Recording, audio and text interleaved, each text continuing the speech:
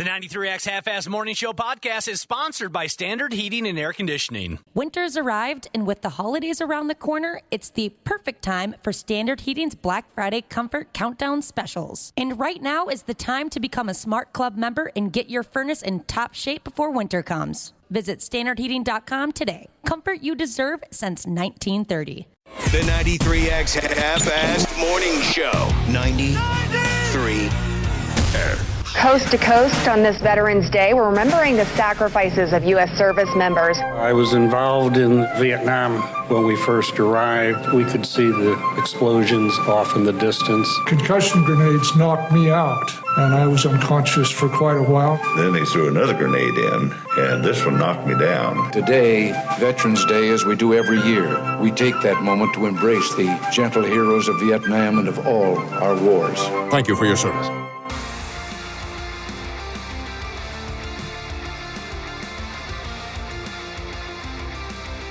Yeah, thank you, veterans, very damn much.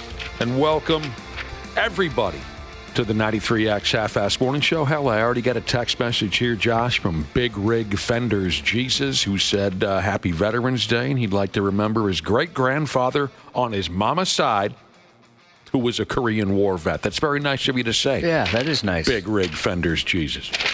My grandpa on my mom's side was a World War II vet. Yeah.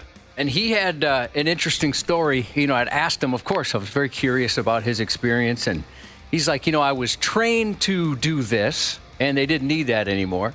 So then they trained me to do this, and they didn't need that anymore. And so I was ready to go into the third thing, and by that time it was all wrapped up. Son of a bitch. So he basically went through a lot of training. He knew how to do a lot of cool stuff, but he never got to do any of it. That dude knew training. Yeah, he sure did. He knew how to train for this and that. Wonderful. Appreciate you tuning in this morning, everybody.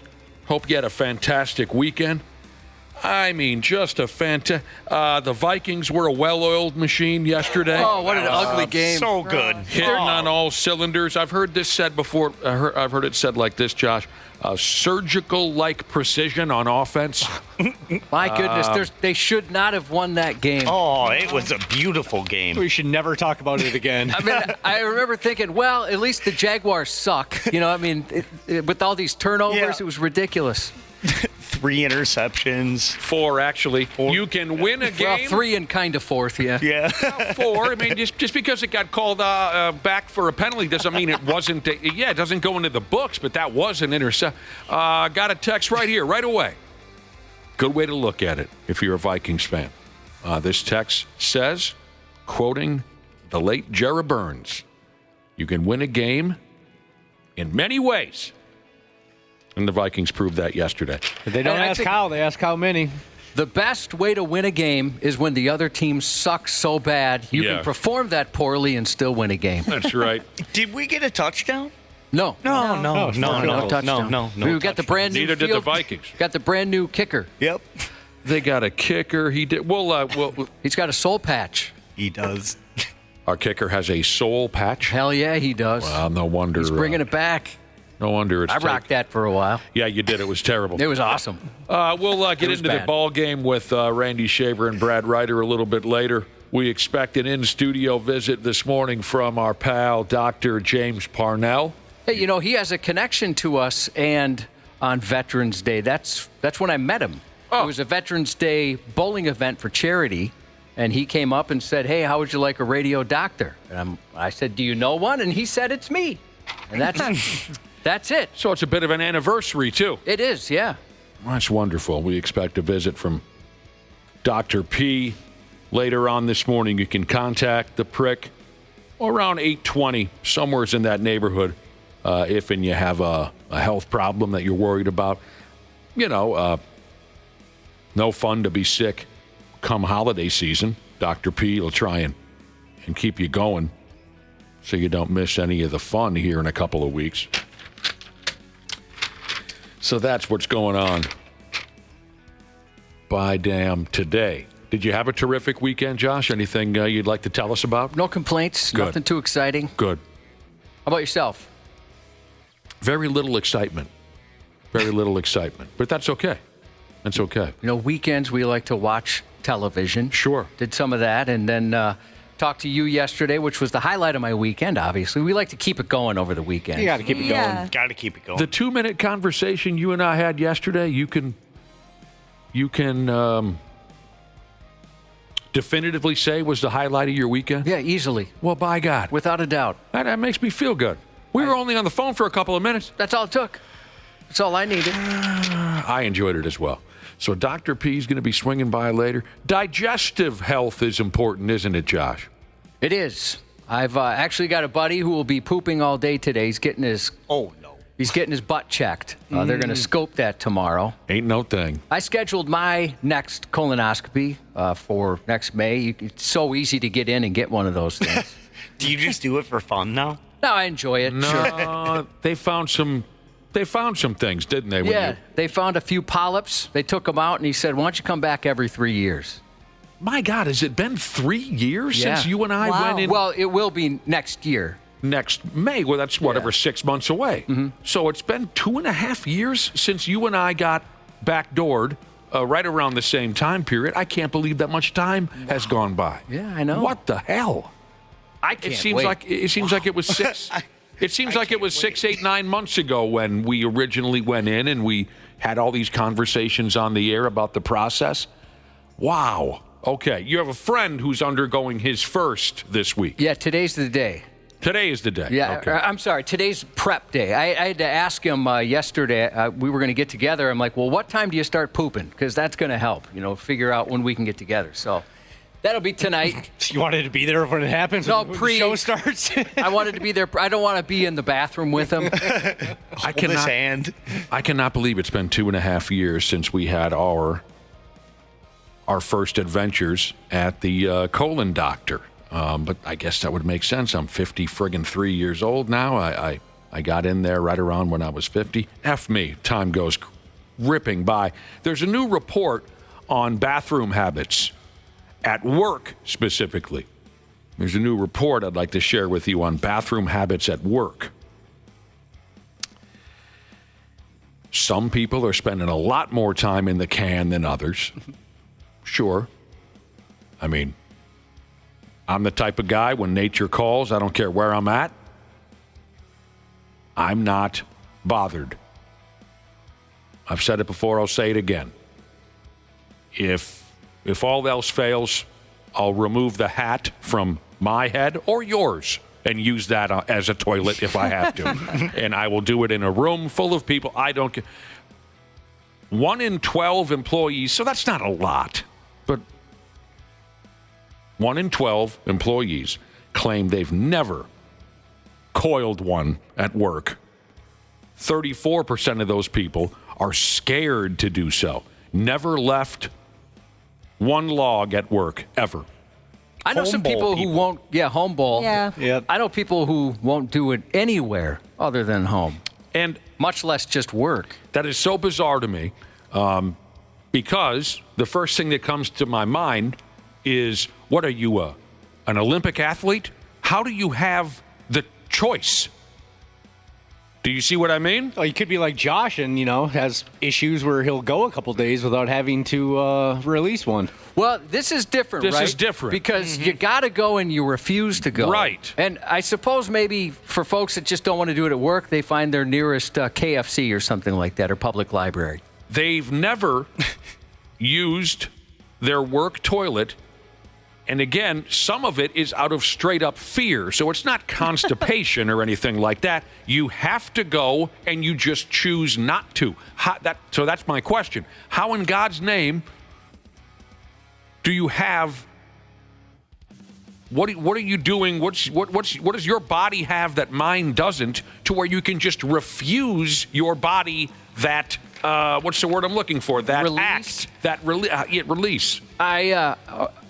When I was younger, when I was a kid, I used to hold it. We were talking about this not too long ago. Whatever I had going, I would hold it. And I would never have any number 2 accidents, but the number 1, that one definitely had quite a few of those. Yeah, you did. I became known for that. How do you have the choice? That's so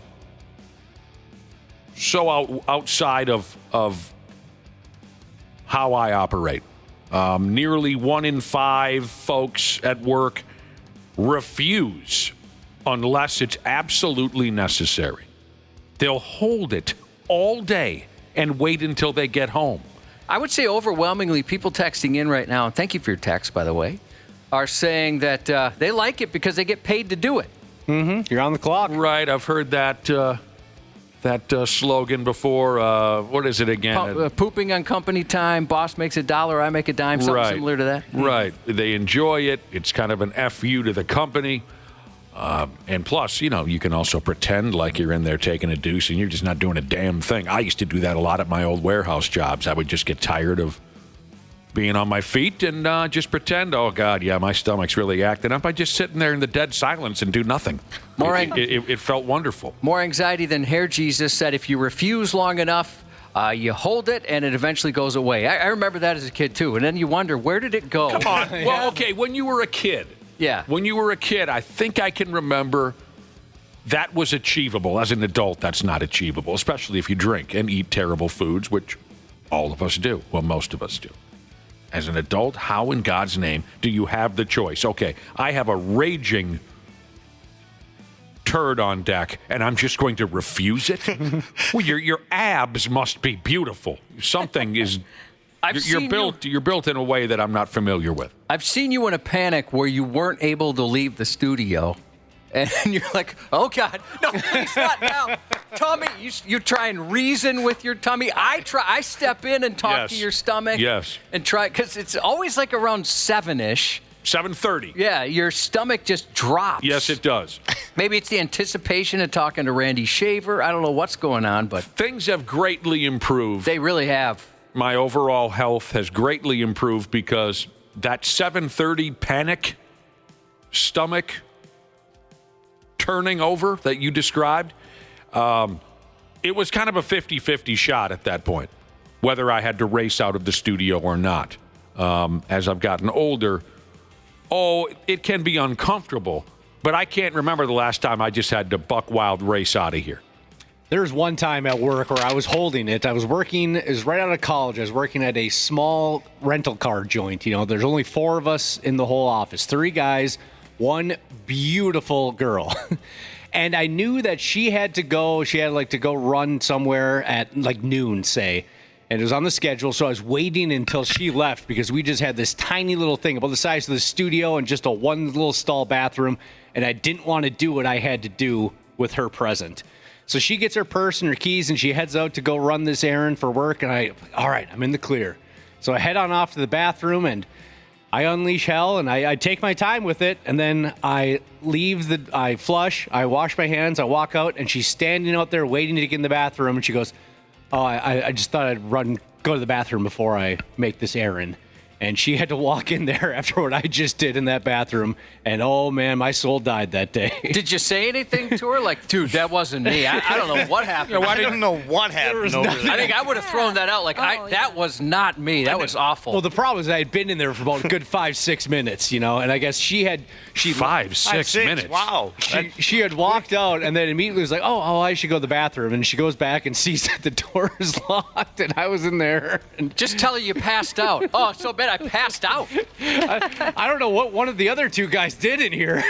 5-6 minutes. That's kid stuff. My God. It was enough time to know that I had done some damage in there, and it stunk. Oh. I know. I hated myself that day. A lot of folks who won't use the bathroom at work, they listed a lack of privacy as a problem. It's a big 6-7 header, We've got folks would prefer just a private bathroom with 1 toilet, right, as opposed to 3-4 people sitting hip to hip. Yeah, I like the multiples, personally. Again, it doesn't matter to me how many or how little or whatever. We've kind of got a pooping bathroom here. I've noticed, so we've got a bathroom in the back that technically I don't think we're supposed to use anymore, but we've got a bathroom in the back next to the snack machine. So sometimes I'll hit the snack machine, run to the bathroom. It seems like there's always somebody pooping there. Yep. That definitely is the poop bathroom. Isn't that nice to have the snack machine right by the toilet? Yeah. And, so I don't think in the front bathroom, very rarely is anybody pooping there. I guess it's a one stall. I've never paid much attention to who's doing what, and I didn't know there was a difference really between one or the other. I think it's just because there's multiple stalls back there, and there's not a lot of people that use that. But that's the number 2 bathroom I've noticed. So the people who won't use the bathroom at work, they issued or they claimed one of the big issues is a lack of privacy. They'd prefer a one-person lockable room like you would have at home. And we've hit on these marks before, but I'll let her buck again. Folks are embarrassed about the smell that they might create. They're embarrassed about the noises that they might cut loose. Yeah, you become closer to the colleague when you hear them fart on the toilet. Fear of judgment from coworkers. Concerns about cleanliness. Of course, there are folks who think if you set your naked ass on a public toilet seat, you're going to catch this or that, that nonsense. And then there's just shyness. Overall, you're just shy. People are texting in saying toilet paper makes a difference. Why they might want to wait to get home. The work stuff is terrible. Yeah, but how do you wait? That's the word. That's the word that I can't understand. Wait, hold. How do you do this without feeling just miserable? You're built better than I was. If you can just hold, or nah, I'll wait another 4 or 5 hours. What? Women are far more likely to dislike pooing at work. I noticed Ashley hasn't said much of anything. Yeah, that's not my favorite topic in the world. I had a feeling it. What, talking about pooping with 4 guys is not your favorite thing to get into? Trust me, I've been feeling for you, Ashley, because I assume that's exactly what's going on here. I definitely try not to do that at work because I guess the same reasons. It's just, I don't know, it's uncomfortable. I guess, explain that part. What's uncomfortable? What do you mean about by it? uncomfortable? Yeah, so is it kind of what we've been talking about? Yeah, I rarely have gone into the bathroom and like just anywhere, and women are doing that. Oh, seriously? And usually, if they do, they don't it's do usually that. an older woman.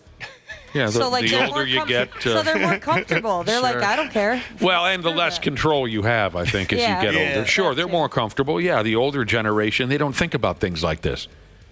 They're like, whatever. I've been around long enough. The folks from my parents and Josh's parents' generation, your folks, the rest of you folks are quite a bit younger. The folks from my parents' generation, who were right around the same age as Josh's parents, this is not a conversation or a concern any of them had. No. Ever. But we're so high maintenance now. We're so worried about this and that, where it's just nature. Going back to how people can somehow hold it in throughout the day, not Jesus has a good point. It's not like everyone is holding in diarrhea. Holding down the log fort is easy. Holding back a liquid bomb is not doable. Well, I think there's It's levels. all the same to me.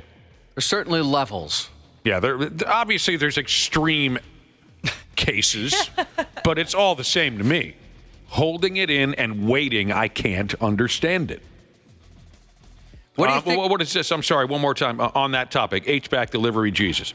I'm a truck driver. Waiting for home isn't an option. If you're able to do that, you're a better person than me. And that echoes what I've been trying to say as well. Yeah, the home bowl people are the most impressive to me because this is just at work, right? And probably someplace you are more than you're not, certainly. But if you're like on a weekend or whatever your schedule is, if you can just be anywhere and not want to go, that's impressive. Like my wife, whatever she's got going on, she will not use a porta potty. Well, I mean, she's the healthiest lady in the whole world. That's got to help her overall situation. Well, it's pee stuff usually, right? And so after having kids, she says she can't really hold it. I mean, like she'll sneeze and she's going to pee, right? That kind of thing. She has to pre-pee. And so if we're at like a kid's softball tournament, so you're there forever, right? She will not go to a porta potty. Just refuses. My gosh. Too gross for her. How about this one? What do you think of this? So this person says at work they have a center stall pooper no matter what. So there's 3 stalls. The person always goes in the middle. No, so you don't do that. If you got to go, you're sitting next to this person no matter what. A center stall? Come on, you don't do that. What do you mean you don't do that? What's wrong with that? I don't understand. You take one on the end so that if the next person comes in, they don't got to sit, hip to hip with you in the next stall. No, it's not a urinal. No, Well, that doesn't apply. Same rules to me would apply if it's a urinal. Definitely. No, you got walls between you. What the hell's the difference? But you don't want to look at the guy's shoes when you hear him grunts with you. What? I don't understand. Well, I think it's weird if it bothers you that there's another set of shoes in the stall next to you? If there's 3 open stalls and you take the one in the middle, that's not the Take move. whatever one I want to. Yeah, you don't do that. That's not the move. What are you afraid of? F your move. You poop where you want to poop. It's not a urinal. There's no exposed organs or anything. What do you call those things? Well, the urinal often has walls in between, too. And if there's a wall between the urinal, then those rules don't apply either. No. I go into stalls every single time I go in the public bathroom. You try not to go where there's going to be people. See, again, you younger people, you create problems out of nothing. You're creating issues that don't exist. If there is a wall between urinals, that throws out that don't go next to a guy thing. Even still, if you have the option, you don't go next to somebody. If you have the option. Yes, if there's multiple, say there's 4 urinals, there's one guy on the far left, you don't go right next to him. Unless there's a separator, then it doesn't matter. Yes, it does. No, it doesn't. It absolutely does. Well, it definitely does. No, it does not. Yes, it does. It's weird. Yeah, that's so weird. So weird. Is this true? See, it's a young people thing. It's a young people thing. I don't know if it's a young people thing. I mean, if I was at a Home Depot and there's 4 urinals and a guy came right next to me, I'd be like, dude, I would wonder what's going on here. Yeah. Jiu-Jitsu Jesus says, I've heard that women go to the bathroom in pairs so they can hold hands and hover over the toilet seat while they pee. Is that true, actually? No. That's not why? No, not at all. I don't know what you guys are so afraid of.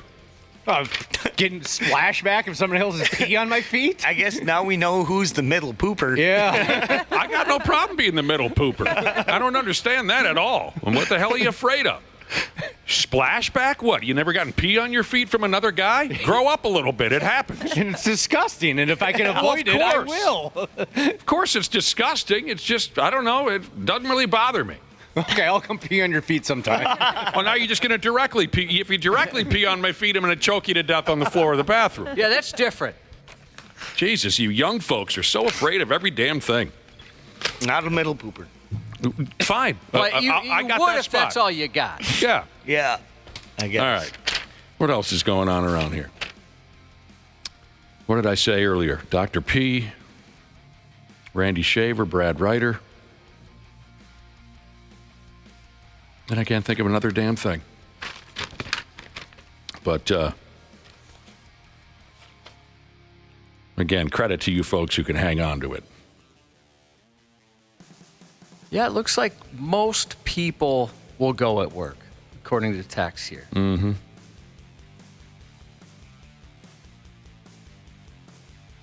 Taking a look at some more here. I don't have a problem. You know, you mentioned pee on your feet, Dana. Yes. I'll never forget the first time I wore flip-flops at a urinal. Oh, yeah. I had no idea how much pee I was getting all over myself. Yeah. It changed the way I urinate.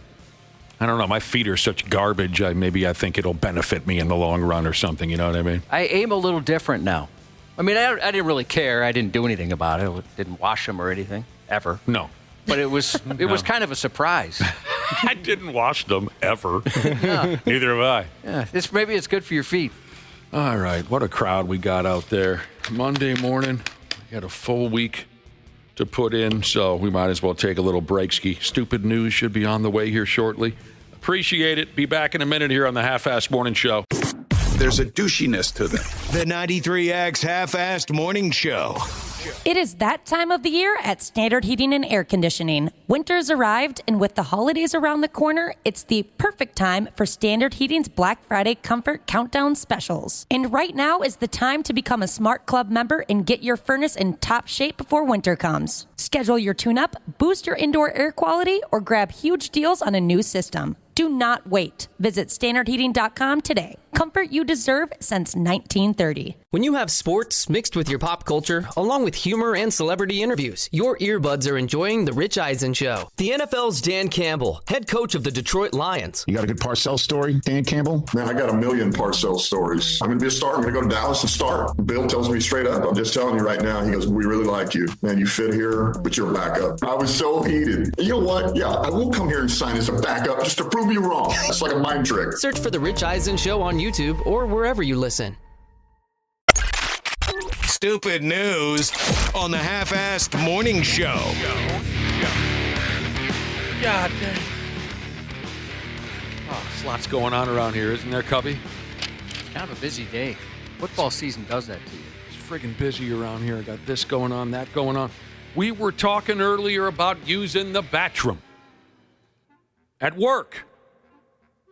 Some folks won't do it. I don't get how you have a choice. Here's something one of our listeners doesn't understand about the bathroom. He or she says, what I don't understand are people who go swimming at the neighborhood water park, then they go in the bathroom barefooted to take a leak. Oh my gosh, I've done that before, and Perfectly good pool sitting right there. oh, you're talking Right, Ashley? no, I've done that before, and usually I don't realize until I take a step into the bathroom, like, oh shoot, I forgot to throw some shoes on. And it's too late. Yep, it's too late. You might I'm as well already just keep doing going. it, and Yeah. it's the whole time I'm just like, is this pee? Might as well just pee on your feet at that point. In college at the dorms, we got an email on that, and they posted up right outside the bathroom. Make sure you wear some flip-flops in here. Don't walk in barefoot. Yeah, I've made that mistake before. Yeah. I've made that mistake. Get a case of somebody else's pee all over your feet. Yeah, you know. Sometimes you're a little absent-minded. You forget to put on the flip-flops. All right, stupid news. November 11th, 20 plus 24. What are we starting with here, Cubby? This deal went bad for everybody involved. We'll lead off with a story where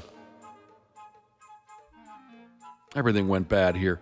We do read quite a few stories about twisted, depraved dong showers on this here radio program. We do. In most of those situations, women are accosted by the cliche, yo, check this out type of a dong shower, where the showers are seeking some type of sick satisfaction from the shock they're delivering to an unsuspecting lady. Then, of course, you have to take into account just good old-fashioned mental health problems as well. There at least seems to have been a little different type of motivation behind this latest dong showing. A story out of a place called Wales. And this deal went to court. A dude hauled his pecker out and showed it off to some women's outside of a sandwich shop, apparently after they taunted him about how he had a tiny little tic-tac-sized dong. Schlong shaming should be against the law, but I think if you expose yourself to someone, then that's the loophole where you're the one that committed the crime. But do you see what I mean? How it's a little different, the setup here. There was a 33-year-old feller called Abdul Rahim who released the Kraken at the gals hanging around the sandwich shop, a joint called Big Daddy's, by the way. So where I'm going with all this, and I don't condone this type of thing, but it sounds like this was a dong showing driven by anger and or embarrassment. The dude, again, with the last name, his first name, Abdul, he also admitted that he was pretty faced when he got it out. He's very effing apologetic about this, but it's too late now. He's been dumped on that sex offenders roster. Uh-oh, that sucks. To tell everybody when you move. You do, don't you? Yeah, you got to go to the door. Oh, well, I think that depends on the level, right? I don't know how does it? Yeah. Like that's a 3? I mean, I'm just going off of what I see in movies, to be honest. Where Or they it have happened to in the go most and- recent Family Guy, too. Do you have to go door to door? Yeah. Just, hey, how's it going? I'm Donnie. Hey, Donnie. You the guy that just moved in across the street? Yeah, that's me. I got to tell you some things about myself. Why don't I just show you? Zip. Oh. So this guy, he's drunk. He comes out the sandwich shop. I mean, these women must have known him. I think that's a relatively safe assumption. He comes out the sandwich shop, and they're all taunting him for having a tiny little pecker. And I don't know, that was his act of revenge to wag it at him. The course isn't the word I was trying to use. The court said the case was an example of how actions undertaken while under the influence of drinkies or drugs can have, quote, life-changing consequences. Yeah, I'll go along with that.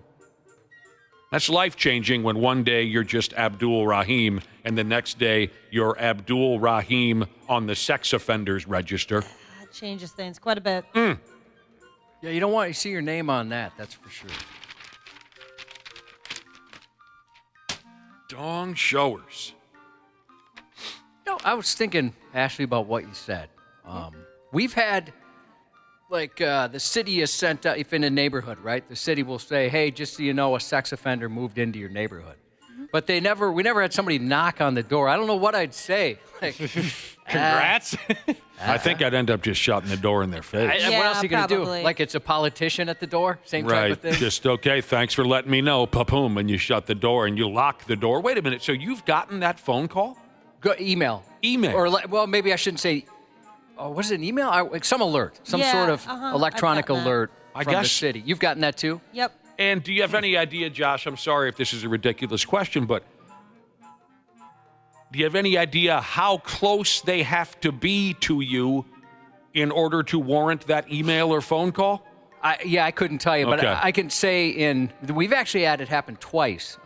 We've moved around Egan a little bit, and I've never received that information, so I guess I should consider myself lucky. I have one of it's like an app or something that I subscribed to on my email forever ago about so it'll send me alerts. Okay, so you signed up and said, I'm Ashley, please let me know if there's any dong showers in my neighborhood? Yeah, if there's anybody moving in that So- they notify people about. It happened to you twice, Josh? Yeah, so I've been in Egan, since 2006, and it's happened 2 times from 2 different areas we lived in. I told you about Egan. Aside from the sex offender every once in a while, it's a pretty great place to live. Yeah. and there's also a crazy sentence. There's also a current thing going on, too. If you live in Egan, you haven't seen the story. In Lebanon Hills, 2 women were assaulted in the last couple months. I don't know why you in the went middle to of the day. So be aware of that. Yeah. If you're going to walk in Lebanon, be very aware of that. This was like a decade ago, but my ex-wife, she had a dong flasher in Lebanon Hills. Oh, did she? Yeah, she's all Well, run- that park's off so her run. friggin' big, that there's places for those douchebags to hide. So Josh and Ashley have received sex offender notifications. Is that the end of the story? I've never... To finish what I was going to... the question you asked, I lived within about 3 miles of each one. So I don't know if they send it to the entire city. That's a pretty big area. Or how much. 3 miles. They, in one case, there was a picture of the dude, and in both instances, it involved minors. So I don't know if that had anything to do with it, if they would have done it. What a hell I've actually had the opposite experience. I've lived in some sketchy Minneapolis neighborhoods where they actually inform you, hey, believe it or not, there's no sex offenders near you right now. Are you serious? Yeah. Or are you joking? I'm joking. Oh. But no, I have lived in some sketchy areas where I just assume everybody has something. All right, here's a text message from delivery driver. She's coming off like she knows a thing or two about the system of informing citizens of, how do you say it again, sex offenders. She says there's an app that lets you know if there's an offender on the block, your block or the next one. If you have a paid subscription, it'll give you all the details.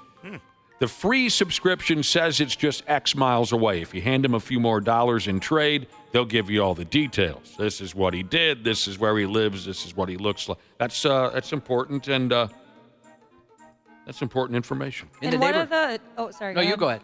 In one of the towns I lived, one of the small towns I lived in when I lived in Wisconsin, a sex offender moved in, and it was a more serious charge, and so the bars around the area printed out the alert and just pinned it to the bar. Oh, really? Yeah, they're not playing. They're like, nope, we want to make sure you know. Yeah. Wow. In the neighborhood we're in now, I double-checked police reports and stuff just to see what kind of neighborhood it was, and I was like, wow, there is a house there that's, it seems like most places I've lived, there's a house, right? That's where the attention is. There's somebody doing something, whether it's they've got teenage kids that are messing around or something's wrong with them. And so I'm like, boy, there's been 4 calls in the last 6 years to this particular home, and I looked up the address. It's mine. It's the one we moved into. It was all the same, and the most dramatic is a mom was chasing one of her kids down the road with 2 knives. Oh my gosh, 2. So they were hellraisers living in the house that you moved into. Did you have neighbors, when you met the people in your neighborhood, did they ever say oh, good thing you're normal? Oh, absolutely. Absolutely. There's 2 specifically right across the street from us. They're like, oh, thank God there's a family in here. It was rough. Well, we've lost a couple of influencers. A couple more, I should say. 2 Brazilian influencers. They drowned. Now, none of this stuff makes any sense to most of us. But if your entire life revolves around the imaginary land of social media, risking your life for pictures and likes and all that, I guess it makes sense to those type of folks. The 2 influencers, a couple of gals, one by the name of Aline, the other Beatriz, they drowned in a boating accident off the coast of Sao Paulo, Brazil. The boat capsized. 5 of the 7 people on board were rescued. You already know who the other 2 were.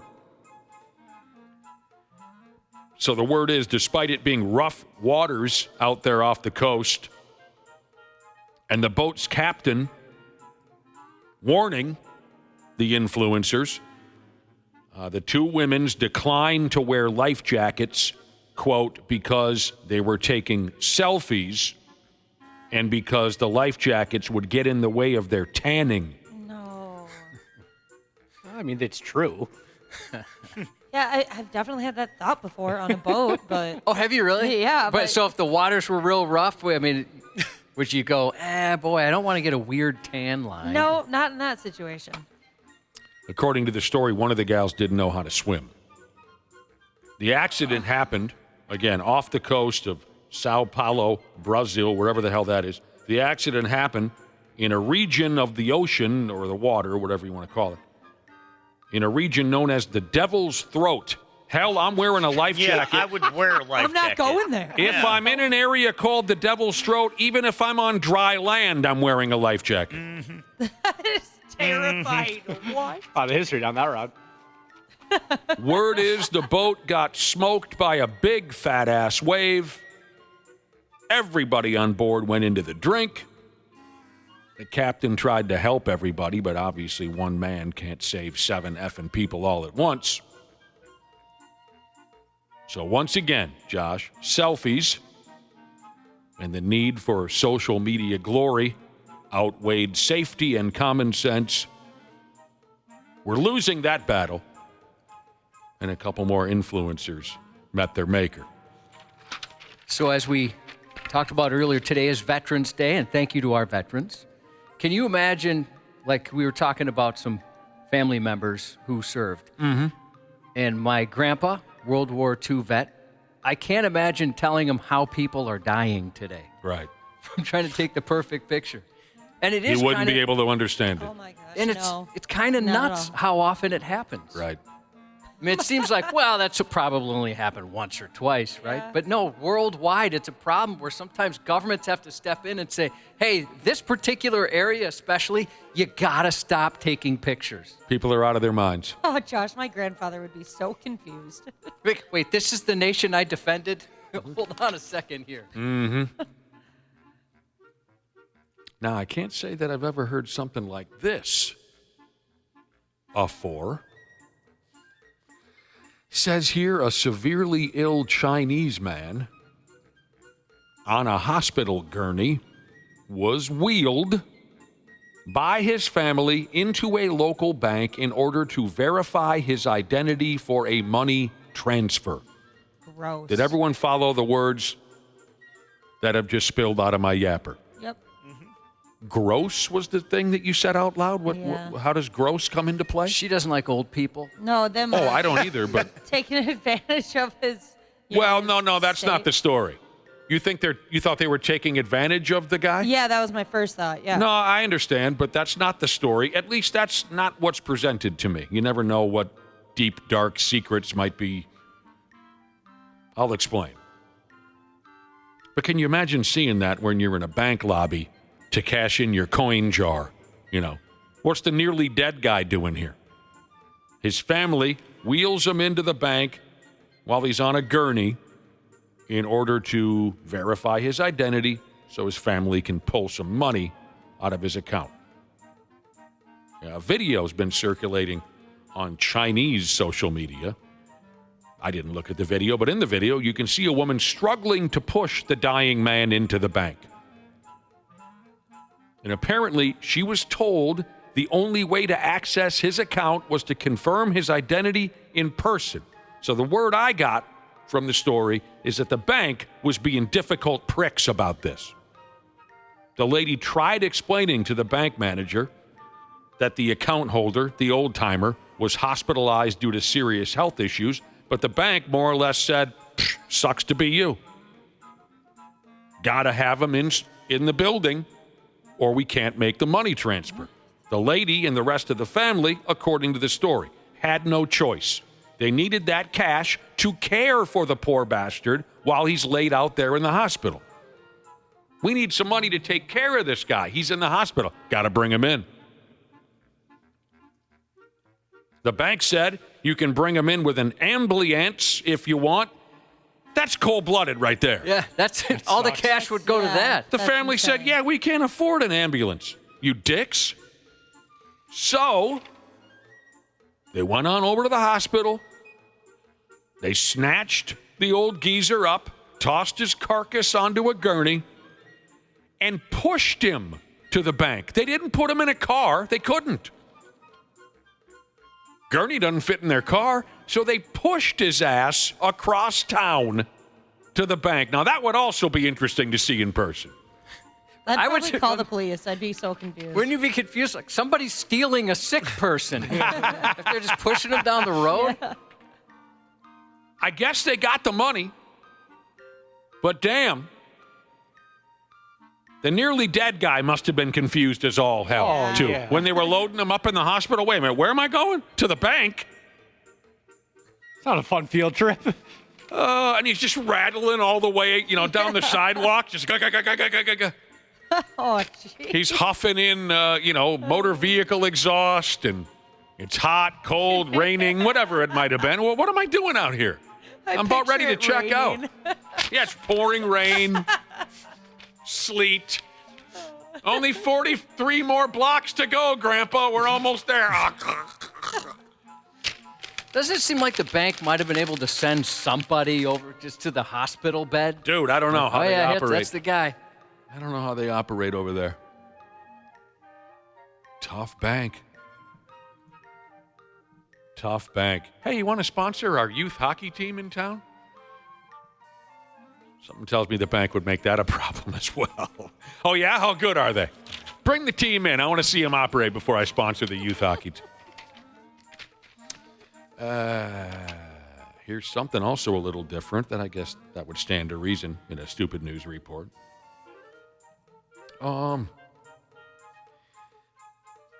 This one's got a kind of a cute vibe to it, I guess. a couple up in British Columbia, Canada, by the names of Conrad and Brianne. They were taking down some drywall in their home recently, and they made an odd discovery. The mummified remains of one of their mothers. I'm kidding. They were taking down some drywall in their home recently, and at one point amongst the insulation, they found a random stuffed animal. They pulled more drywall, and they found more and more stuffed animals up in there. And when they were all done, skis, they hauled a total of 110 stuffed animals up out the walls. There's just stuffed animals staring at me on the other side. You can't wrap your head around it. Like, this is weird. It is pretty weird. Yeah. You know, I was told we need new insulation. I didn't know we could use stuffed animals. We've got bags and bags of them from my stepdaughter that she left behind. I bet it would work. This is up on 93x.com, too. Yeah, that would work. Leftover stuff. Why can't you just throw them in the trash? She wants to keep them, I guess. Yep, I understand. She's one of those. You know me. I'll throw anything away. Yeah. To the point where my wife gets mad at me because I'll have to buy the thing I threw away maybe a month prior. Oh, wow. That's... You're right. I guess we did need scissors. My bad. Did you load those bags up with dryer sheets? Are they elevated or are they on the floor? Uh-oh. They are in just like a big, like a understair closet. Oh, no. Yeah. You better take a look in there. Or what? Probably a mouse orgy. What you need No, to do is, we're good there. Go ahead. Release fire ants. That's what happened. What? Some ants got into my big bag of stuffed animals, Oh, so we had no. to throw it all away. The fire ants ate up your stuffed animal? It was just my mom was like, I'm not going to clean all these. They live there. We're throwing it away. I brought it up, Josh, because once I was at somebody's place and I crashed for the night. Buddy of mine. And he has a couple of kids, and they visit now and again, divorced. And in one of his kids' rooms, one whole wall was just covered, with stuffed animals. He had, I wouldn't say hundreds, maybe 50 stuffed animals smashed up against the wall, that his kid still doesn't want to get rid of after all these years. And it was kind of interesting to me because he had some really rare stuff in there. He had like some old Sesame Street Grover dolls and things. So I actually went over to this wall of stuffed animals and I picked one up to look at it, and underneath was a solid inch of mouse feces. And I told the dude, I said, you better get in here. We have an old chair out in our garage, and that's stuffed with the dryer sheets. Plenty of them. Yeah, that does the trick. Okay, so folks are Conrad and Brianne up there in Canada. They're tearing out drywall. In the end, they found 110 stuffed animals in the walls. They set them aside on a table. They put a video up on that godless TikTok. And social media dorks went wild over this. One social media fan was crying because she saw a duck stuffed animal that was very similar to one that she had when she was a kid. So Conrad and Brianne sent the stuffed duck to that emotionally fragile lady. Other people started commenting about stuffed animals they wanted. So Conrad and Brianne started giving them away to people all across the world. Would you guys want a walled up stuffed animal? No, I'm good. It depends. Not really, no. If it looked exactly like my teddy bear, Mr. Purple, did, yes. Mr. Purple, he was a good bear. Hey, guess what color he was? Purple? Yep. I nailed it. Dana, you're good, man. Nothing gets by me. No, I don't need a stuffed animal for any reason, especially one that's been living in somebody's walls. Most of the stuffed animals, they say, are in great condition, again, which is surprising to me. You'd think that kind of a thing would have created Canada's greatest mouse orgy, but I guess not. They were in plastic bags. Yeah. Oh, I wasn't aware of that. The couple doesn't know who owned their house before they did, so they're not sure what the purpose of the stuffed animals in the walls was, aside from maybe using them as insulation. That's what it looked like. Yeah, but I guess in the end, they made some folks happy by giving the stupid things away and whatnot. He who is not named by Nick Jesus texted in and said his wife put dryer sheets in their RV, and later they found the mouse nest that they were using all the dryer sheets as bedding for. What? I thought the dryer sheets got rid of all that kind of stuff. 9 times out of 10, I've seen it work like a charm. Maybe they ran out of scent. Maybe that can happen. Oh. Our mailman, Craig. What's up, Craig? What up, Craig? He put one in our mailbox, a dryer sheet, to keep the insects and whatnot out. That's nice of him. I'll tell you what. Does anyone else have a good story about just pure 100% infestation? I do. Oh, yeah. From a minivan that we kept in our buddy's barn. And we used it every summer for Brainerd, for BIR, for the NHRA party. And we would cruise that van around the campground and have a hell of a time. But in any other time of year, it just sat in this guy's barn. And we did everything we thought was possible to prepare it for mice and God knows whatever else might inhabit the barn. Well, one year it did not work. And we went into that barn and we got the vehicle started. And when we started it, mice were pouring out of the exhaust. No. I mean, it was at first I thought something was dripping out of the exhaust. From a distance, I thought, oh, God, that can't be good. We've got some kind of fluid pouring. Oh, my God. It was just a solid army of mice pouring out of the... We brought the vehicle out of the barn and then began to clean it because we thought, well, this is our party vehicle. We got to make it work no matter what. I have never, ever seen so many full-grown, elderly, teenage, baby, every different generation of mouse had created themselves quite a life in that van. I'm going to throw up. Oh, it was unbelievable. A buddy of mine, he hated his hot tub, hated it. His wife wanted one. He hated it. It was too expensive. He didn't get used enough in his mind, and every year you'd have to clean out all the mice. He hated it. And their marriage was, they're divorced now, but their marriage was on the rocks, pretty bad. And so he went out there, and there was just probably like a city's worth of mice in there. So he took a chainsaw to that thing out of anger. He just destroyed the hot tub. I like his style, like man. a 3-year-old hot tub gone. I like that. I bet he felt like $1 million when he was all done with that. What'd the wife have to say? Oh, she was not happy. I bet not. He had a decent sense of humor about it, but he was pretty embarrassed. But I bet you're right. I bet that was satisfying to cut something up with a chainsaw like that. Eventually, as we started to clean this van out, I mean, most of the mice just poured out of every crevice and just ran like hell into the woods. But some of them were dug in pretty deep, underneath that. On the underside of this, they had those nooks and crannies. But eventually, Ashley, I know you're having trouble with this. Yep. I was comfortable enough to sit myself in the passenger seat of the van to begin cleaning further. And I'll tell you what, I made the highest I jumped all day long. Because you can't help, oh, Jesus, you jump a little bit when one of them comes shooting out at you. The highest I jumped, I hit my head on the ceiling of the vehicle. I opened up the glove compartment, and that's where they kept all the babies. Oh, no. And they're all kind of writhing around and like,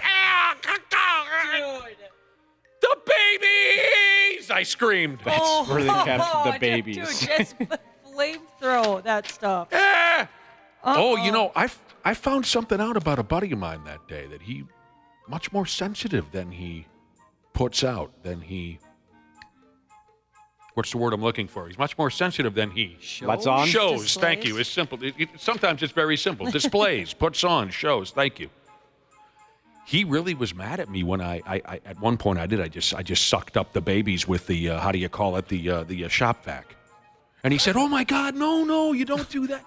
And he opened up the shop vac and set all the babies free. He was really pissed at me for that. I was like, well, what am I supposed to do? There's 1,600 of them in here. Yeah, what are you? When I was sucking up, there's dude.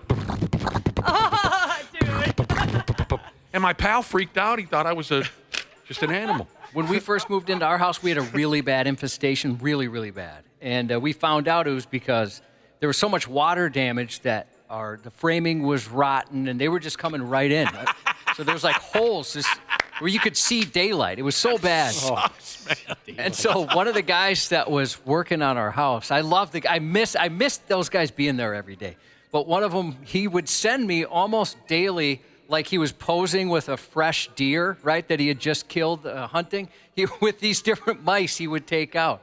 Big bastard. He's the best mouser I ever had. Good mouser. Yeah, huh? he would send pictures, and he'd be taking those things out awesome. daily. I mean, I think part of the reason why I wasn't terribly disturbed by what was going on in that van was that I grew up in a mouse house. You know, you guys know I even once cooked a pizza in an oven that had some melted mice in it.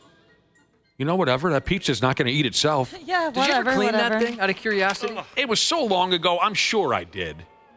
But because weren't you like college aged? Yeah, I was 19 or 20. Because I could see myself at that age not doing anything about it. Yeah, if you don't know the story, I knew that our stove. You know, I tell you guys that I grew up in garbage, and I think sometimes you don't believe me. But I've told you the story. I knew that our stove had some mice in and out of the damn thing now and again, you know, and we did our best to try to keep them back. A couple of traps, this and that. But one day I came home and I threw a pizza in the oven, and at one point I checked on the pizza, and I noticed there were 2 lumps of something on the bottom of the stove. There were 2 lumps that were kind of bubbling. Oh, gross. Yeah. No kidding. And I thought, oh, what the hell? Is that like some old food or something? You know, that fell to the bottom of the stove, and then every time you use the stove, obviously it heats up again. And there were 2 dead mice that were bubbling there. And it was pretty gross, yet bothered me. But then again, I mean, it was a tombstone, so I knocked it down. Ironic. Yeah. What? I wonder if they had the same thought as you. Well, I know we're burning to death, but that pizza's not going to eat itself. I'm sure I probably Pizza cleaned is good. It is good. And I thought, well, I don't know. What damage could 2 dead mice? And I turned out Probably all right. a lot. I don't know. I didn't get sick or anything. Yeah, the mouse pizza. Yeah. All right. There are so many ways for suckers to be ripped off, like this bit here. Selling fresh air. That's a classic at this point. We've heard that one 3-4 times. Selling fresh air in a can. A company in Italy is selling bottles of fresh air from a popular tourist spot over there, a place called Lake Como. They're selling bottles of fresh air for $10-15 a piece, somewhere's in that price range.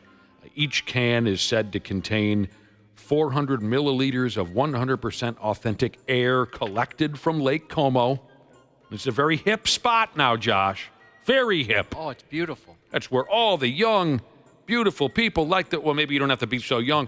They talk about, hey, George Clooney comes here. Oh, whoa, I want to breathe the same air he does. This isn't just some friggin' ragtag little town, you know, tourist trap. George Clooney and whatever babe he's folding in half at the time, he shows up here at Lake Como. They say about their canned air, it's not a product. It's a tangible memory that you can carry in your heart. And a scam. Although if they were to bottle or can up the air in, let's say, Anna Nicole Smith's bathroom back when she was alive, would you buy some of that? $100. I'd have given you $100. Anna Nicole Smith's bathroom? Yeah. Also, one other way they try to drag you into this scam, they say once you've opened up the can of air, okay, it's gone. You can repurpose the can as a souvenir pen holder. Oh, my And God. you tell me one person who doesn't need a decent pen holder. Exactly. That's ridiculous. Can't tell you one. You know, I'd buy like a can of whoop ass from Stone Cold Steve Austin. Oh, I definitely would. That'd be kind of cool to have something like that. Yeah. Well, it has to be 100% pure whoop ass. Well, yeah. And bottled down at the Broken Skull Ranch. And there's no way. Boy, I guess you'd have to only open it in really dire situations. You'd want to hold on to that. Like when Popeye cracks open that can of spinach. Yeah, when you really need it. Oh, you know, they've been selling canned air in all kinds of other beautiful, hip places. Like I said, this is nothing new to anybody. You can buy a can of air in Naples, Italy. You can buy a can of air in Iceland. It says apparently Chinese folks like to buy cans of air from Iceland.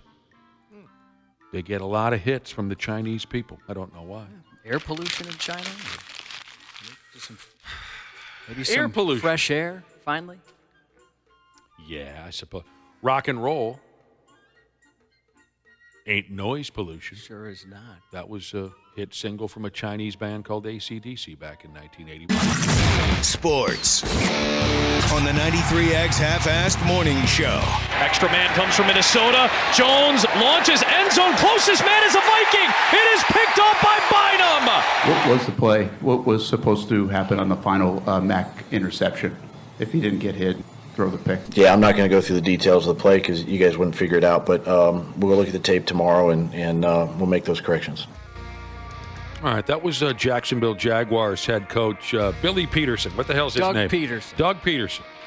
So was he saying right there, Josh, this is what I took away from it, he's not even going to begin to explain what was going on with that last drive by his offense because the media, the rest of us mere mortals, we wouldn't even be able to understand what they were trying to do. Yeah, what do we say around here?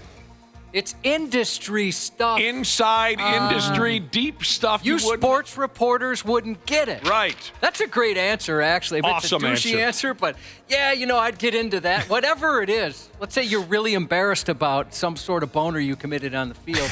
Yeah, you guys wouldn't understand. Otherwise, I'd happily explain that to you. That is a great answer, man. You guys wouldn't even, maybe you had to be there, but one time I was doing a bar gig, and I was to introduce a local cover band. I think it was Touched. And God, those guys were so much fun. Oh, damn. And I'm Mark, the lead singer. That lead guitar player was just a tremendous player, right? Do you remember him, Josh? He played on records. I can't think of his name. It's been so many years. All those guys were great. I loved working with Touched. If anyone knows the boys, tell them I said hello. But I am to introduce the band. I'm up on stage. Something was going on where someone from the band hadn't showed up yet, so they were late, pretty late going on stage. And there were a couple of drunks in the crowd who couldn't handle this. It's just a cover band. Nothing against cover bands or Touched, but you guys, we're going to be here all night. Who cares? They were supposed to go on at 10 and now it's 10:30, whatever. But these guys from the stage were busting my balls about it when I was up there on the mic. And I really threw them, Josh, when they said, where's the band? Come on, it's 10:30. Yelling at me. And I said, it's industry stuff. It's inside music business stuff. You wouldn't understand. Because, some people are like, oh, okay, cool, yeah. Yeah, I'm not an expert. They were totally thrown because they thought I was being serious with that answer. And they thought, well, what the hell could it be? Inside stuff I wouldn't understand. Oh, I like that Doug Peterson now. Kind of a dick. Yeah, definitely a dick. Definitely. That was pretty funny. The Vikings damn near stepped in a massive turd pile yesterday in Jacksonville. We're going to talk to Randy Shaver and Brad Ryder all about it in around a half hour. The Wolves and Wild also took frustrating losses last night. Joey Logano, he won the NASCAR thing. Mm-hmm. And a very important message here texted in from Corrections Officer Jesus. And thank you for contacting us. 651-989-9393 is how you get a hold of us via text. Corrections Officer Jesus.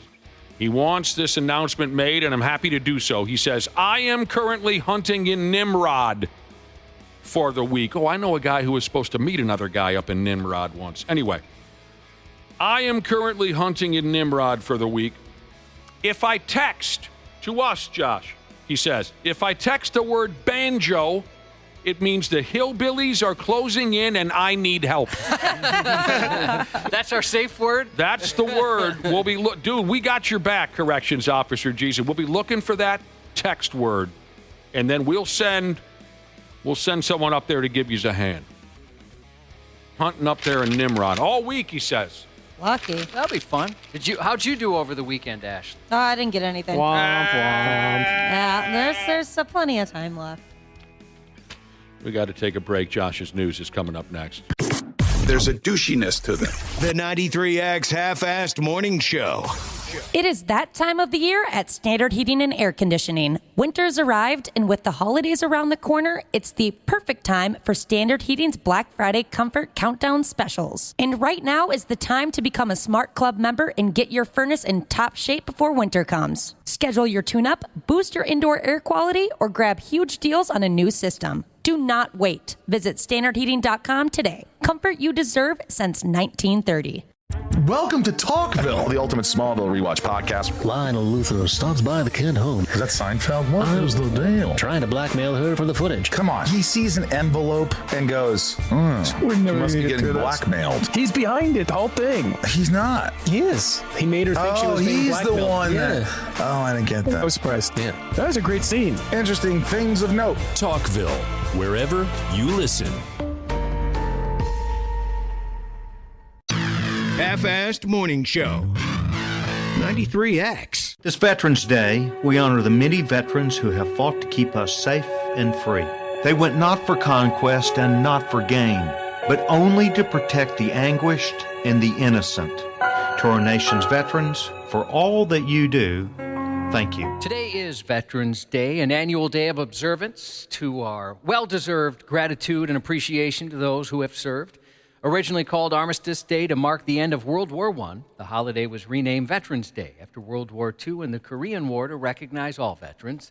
There are numerous Veterans Day events and offerings across the Twin Cities to honor our heroes.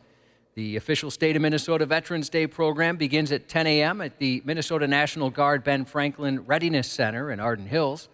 North St. Paul Veterans Park at 11 a.m. We'll have a rifle salute, taps, and flag program. And many businesses are offering free meals, discounts, and complimentary beverages for veterans.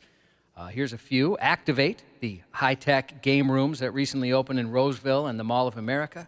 Applebee's, Buffalo Wild Wings, Carhartt, Mall of America.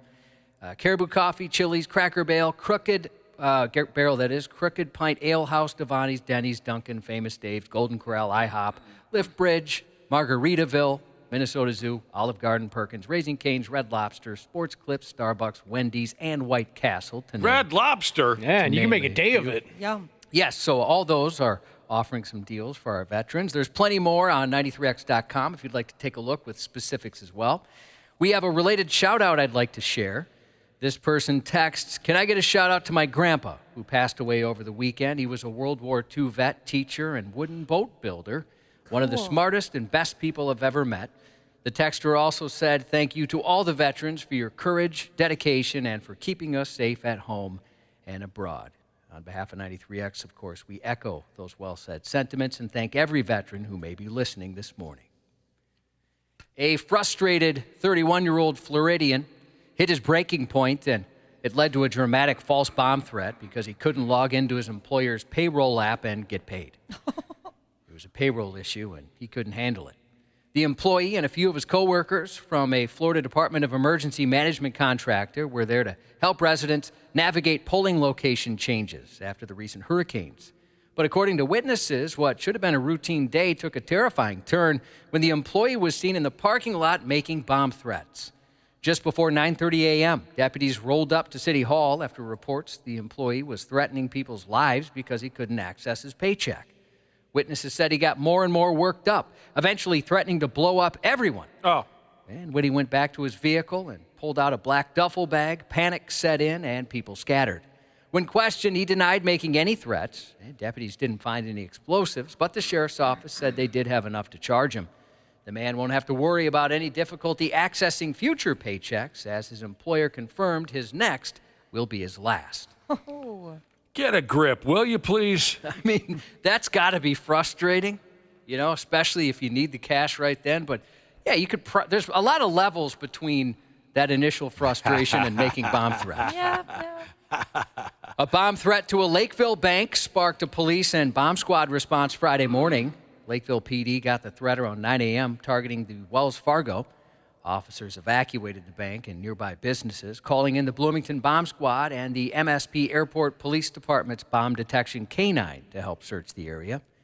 They did a thorough sweep. No suspicious items were found in or near the bank.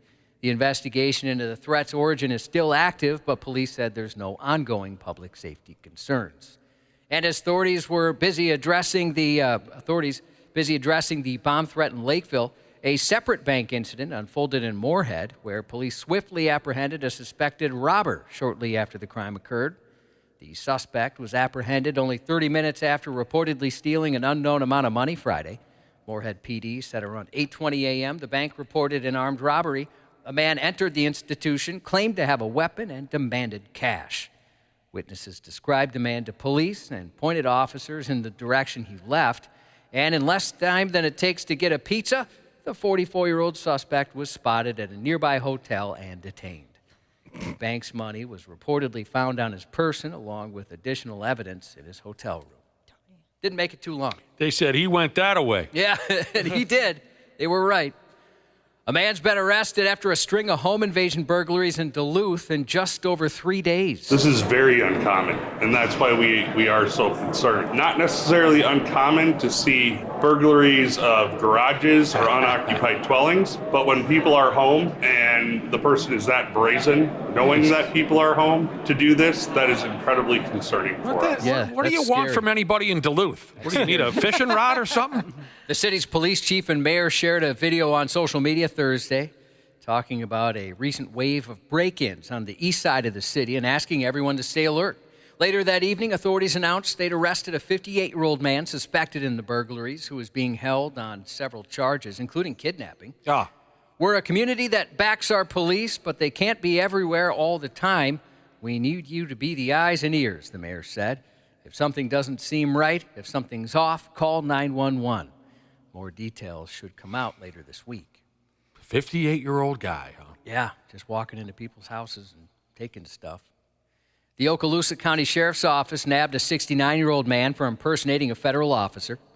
A caller phoned the sheriff's office saying a guy in a New York City shirt and jeans had stopped his car, claiming to be law enforcement.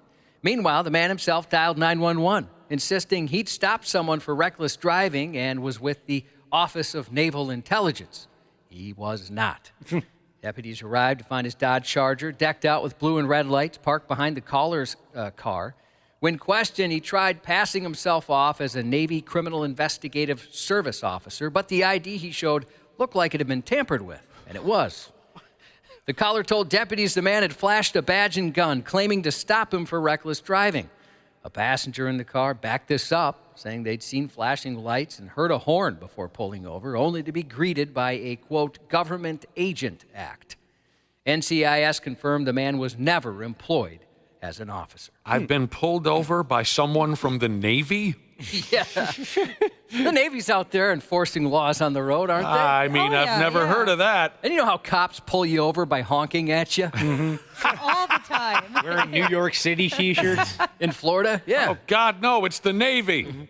A 54-year-old Vermont man faces multiple charges after throwing hundreds of nails and screws under cars and into the road last week. I hate these pricks. Yeah, it's weird. Around 8:50 a.m. Thursday, police were flagged down by bank staff who saw a man tossing nails in the street. They found him nearby as he entered the driveway to the town office. What are you, a sixth grader or something? He was even seen throwing screws and nails under a police cruiser, and now he's screwed because that led to his immediate arrest. No word on a motive.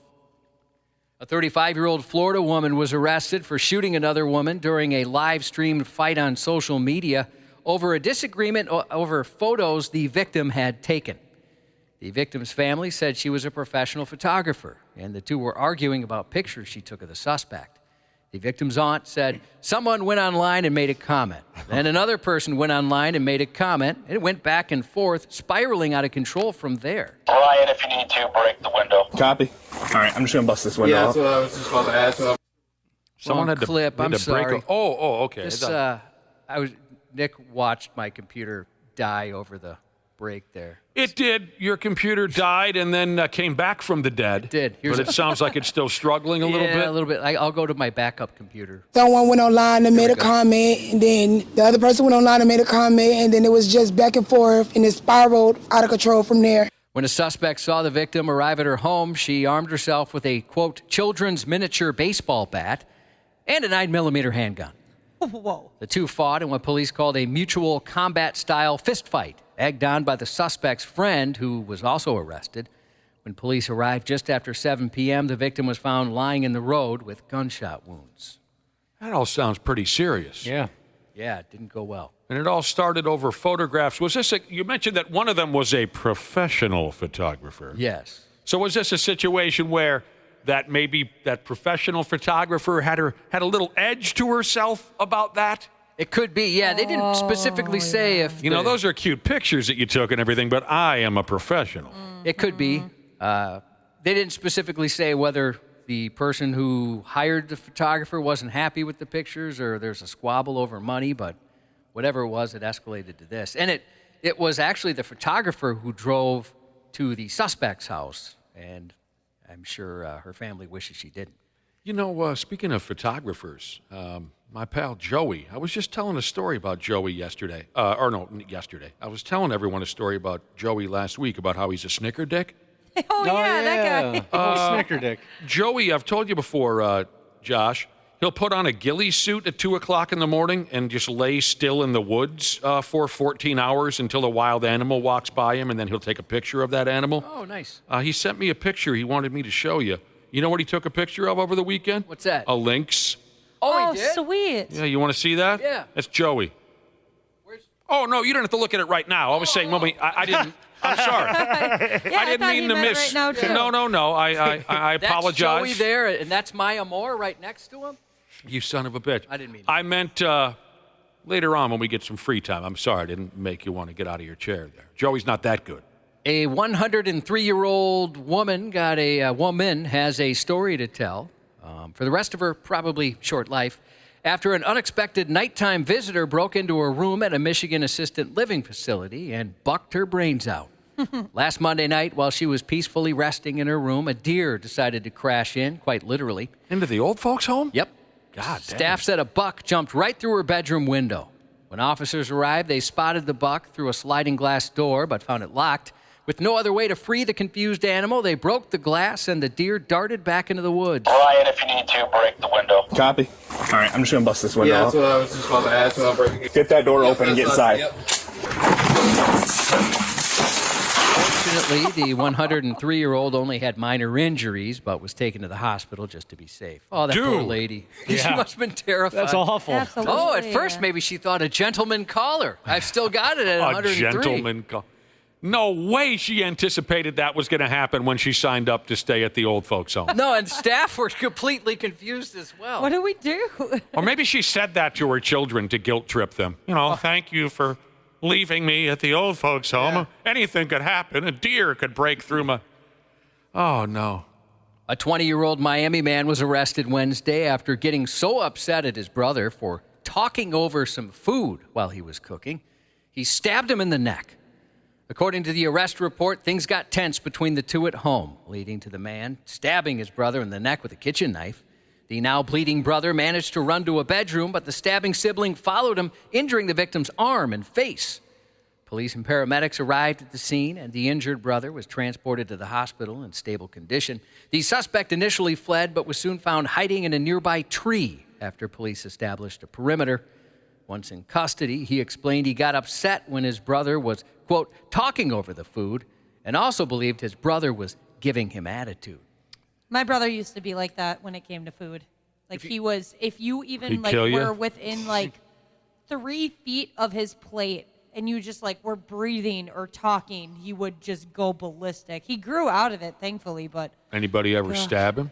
no. Did you want to? Yeah, plenty of times.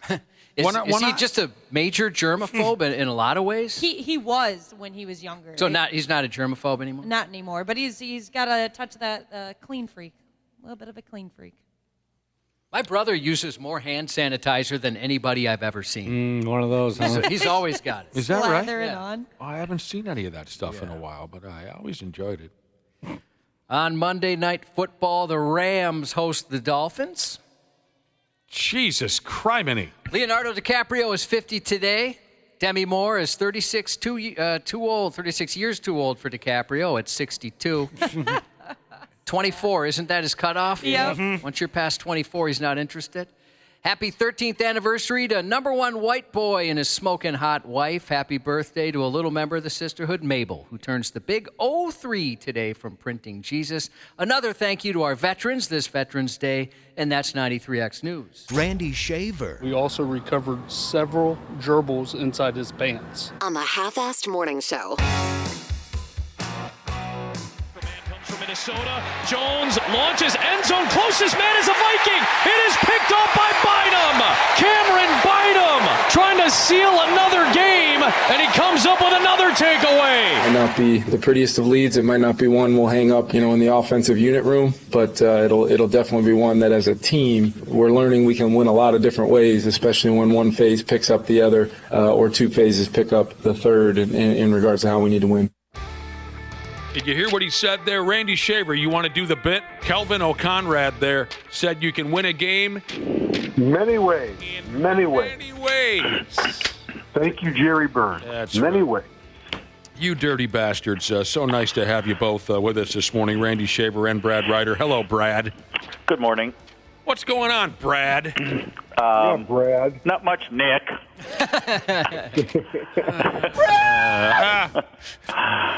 When you weren't looking last Friday, Randy was being kind of mean to you. Yeah. Oh, was he? Oh, I was not. I'm sure he was. I got a text, so I'm sure he was. Yeah. I forgot. What was it? Oh, he was me. picking on you. We don't need to get it. Actually, we should keep it a secret until the end of the football season, actually. God, there's lots going on here. He was saying that I got the gist from the text that the Vikings weren't going to make the playoffs. Oh, yeah. You texted. Yeah, that's what Brad said. Yeah. No, I didn't. I said early on they were going to make the playoffs. Idiot. I know. After 4 games, you idiot. Yeah, and look at them now. Look at them now. They're 7-2. Oh, what a great game yesterday. I came close to a damn nervous breakdown this morning trying to gather up every damn thing that's going on, because there is plenty. We'll start with the friggin' Josh saw me. I almost completely just fell right out because we're so busy. Vikings. It's just busy, that's for sure. It is busy. The Vikings damn near stepped in a massive turd pile yesterday in Jacksonville, Florida.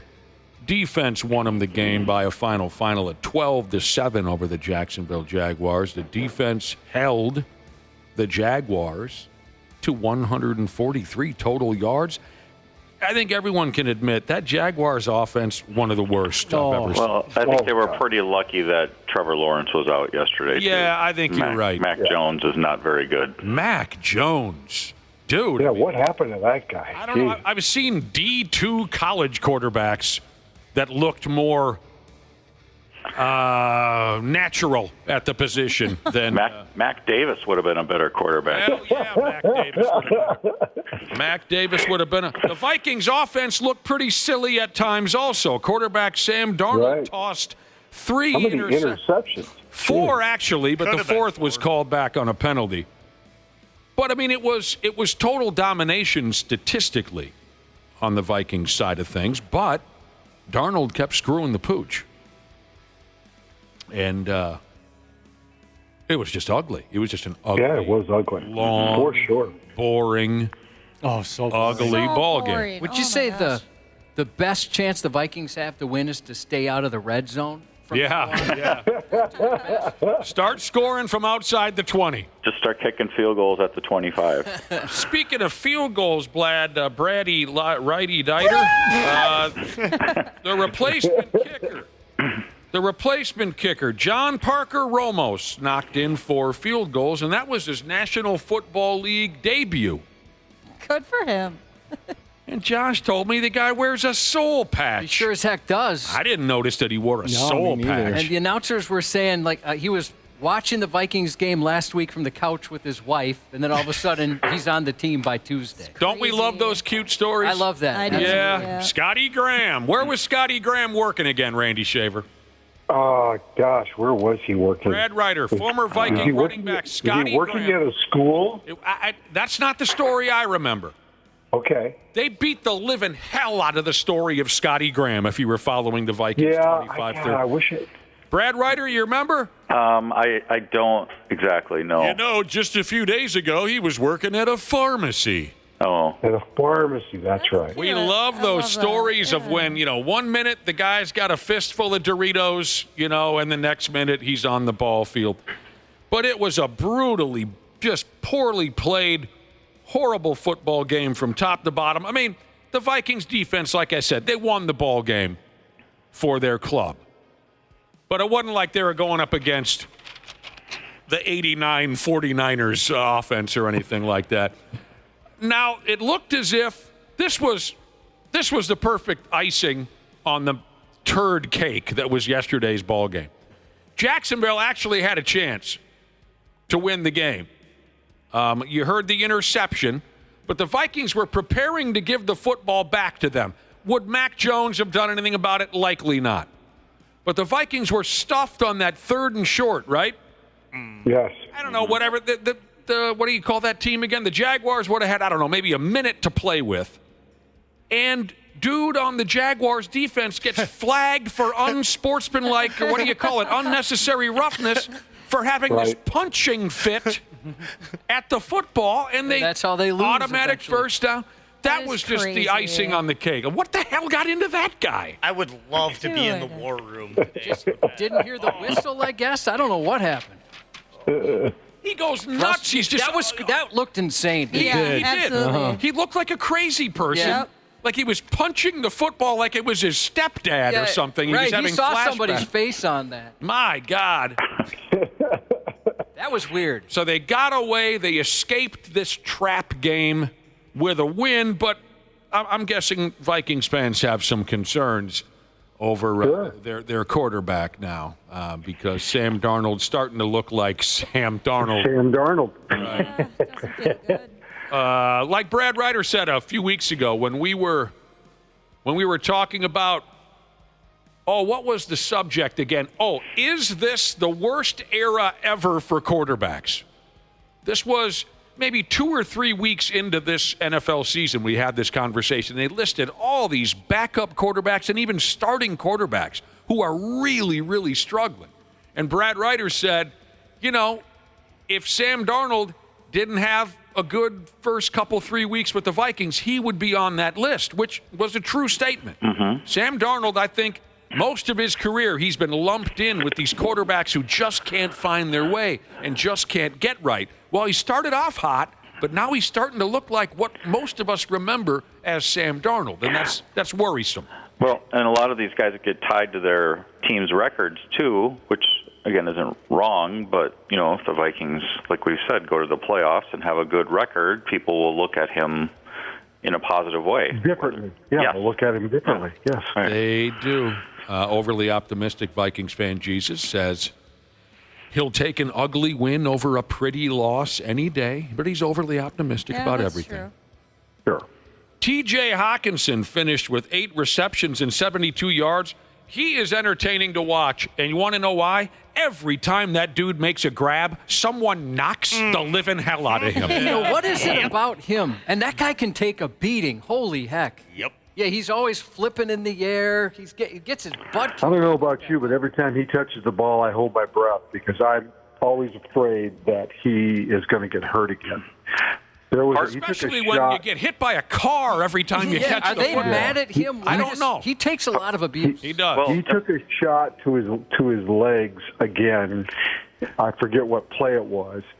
Where if the D-back was a little bit lower on the hit, it could have resembled the hit that the Lions made on him that cost him, all those games. So he takes a lot of shots low because that's the only way a lot of those guys can get him down. Right. Right. So big. Big, long-legged son of a bitch. Yeah, they got to get him low or else they don't get him. Yeah, get him in his skinny legs and the sumbitch will crumble. Hopefully he's feeling all right today. You know who else is mad at him? The graphics department. Did you see the caricature they put up of him? No. No, was it bad? It was awful. It was bad. It was terrible. He looked like he was 70 years old. Oh, that sucks. Oh, dude, you want to see my latest driver's license photo, Josh? Oh, is it bad? You know what it is? You're a handsome guy, but you're not photogenic. Dude, I am not. You're correct about that. It doesn't make any sense. You're correct about all that. I am very handsome, but in photographs, I'm disgusting. You're not going to believe my latest friggin' driver's license photo. I look like an 85-year-old man. Tell me I'm friggin' wrong. Everyone in my family's kicking my ass over there. Oh, that looks bad. It's bad. I'm excited to see it. I look worse than my dad would have if he would have lived 10 more years. That doesn't look like you. No, it does not. The I look camera like doesn't love you. I look like an elderly, sickly. Oh, jeez. You got to see this, Smashley. It's disgusting. Oh, okay. I think mine's pretty bad, too. I got to look. Next up, the Vikings play at Tennessee next Sunday. Okay, I want to see Cubby's license. You're so youthful looking, but you're the worst. You cannot. Oh, Josh cannot take a photo. You cannot handle any photo. Life. You look horrified in every photo. Yeah, I do. Okay, this is different. You actually look fairly confident in this photo and fairly comfortable. But unfortunately, it came along with a look on your face like you're saying, how's it going? Creepy. How's it going? How's it going? Yeah, I don't. Oh, wait, you kept your hat on? I forgot it was. That's not fair. You can't keep your That's hat not on. legal. No, and some, it is. some No. Yeah, it is. Tell to the guy that took the That's picture. not a legal license. You're Yes, it driving is. around illegally. At some DMVs, they let you, and some It is they hate illegal, you. Ashley, and punishable by up to a year in prison. Well, that just goes along with my bad boy image. I've got a bandana on in mine. They didn't make me take it Oh off. my God. You do not have a Dana. bandana on in your driver's Yeah, I do. license photo. Dana, thank you for getting me off the hook there. Yeah, exactly. Yeah, you're way off the hook now. Oh, yesterday's NFL games. This happened, that happened. I'm going to take a guess. Here are the games that blew your collective skirts up. The Kansas City Chiefs are still undefeated. They blocked a field goal at the end of the God, game. just brutal.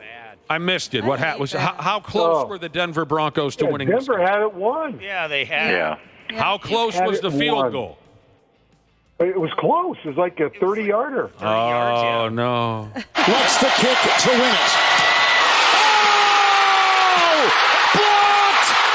The Chiefs have won! The Chiefs have won!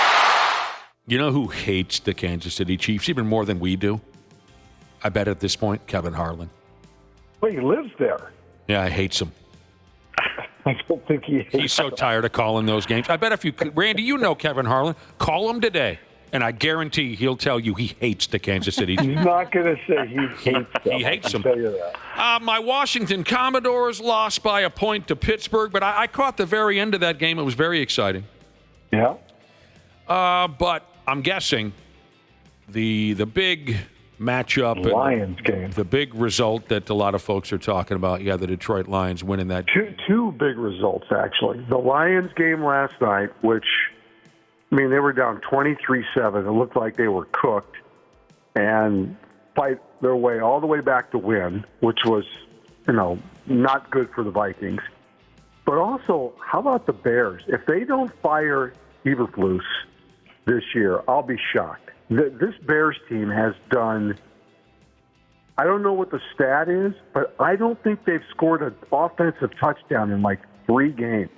Eberflus. They're really, really bad right now. Oh, that's too bad. 'Cause I had high hopes for them. Offensively, their defense is still kind of trying to keep them in games a little bit. Well, offensively, they're horrible. It's not working when Caleb Williams, I don't think Caleb Williams has thrown a touchdown pass in 5 weeks.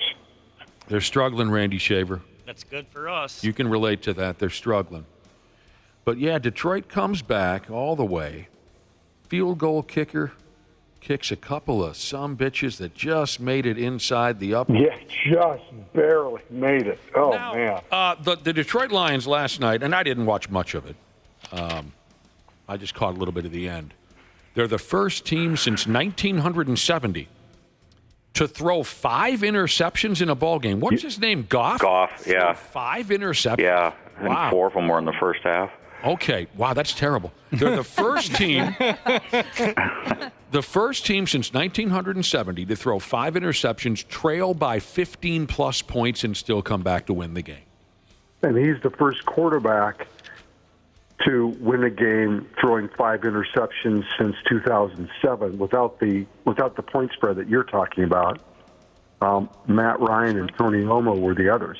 So I didn't know I mentioned anything about that type of point spread. Yes. Yeah, but, trailing by whatever you said. Right.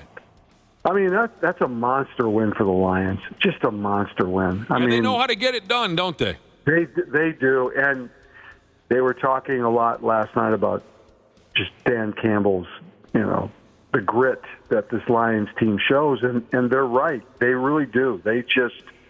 They're going to battle you on both sides of the ball all game long. And, yeah, it's a big win for them. It seems like this time of year, every year, the last 5-6 games of the year, somebody starts to come out of nowhere, some team that's either 500 or a little.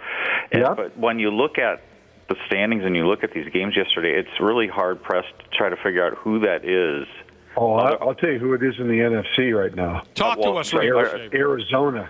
It's Arizona. Really? You think so? Arizona is playing fantastic football right now. I was gonna say the Eagles are a team right now that look really good too. That a lot of people aren't talking about. They've won 5 straight, and now they're 7-2, and everybody they lost a couple games early, and people didn't talk about them much. But now they're coming on too. Yeah, you're both right. I'll choose the Cardinals because I'm burned out on the Philadelphia Eagles. But I love, you guys know that I love watching that little quarterback operate. He's a pimp. Kyler Murray had another really good game yesterday. God, cool. They're playing really well.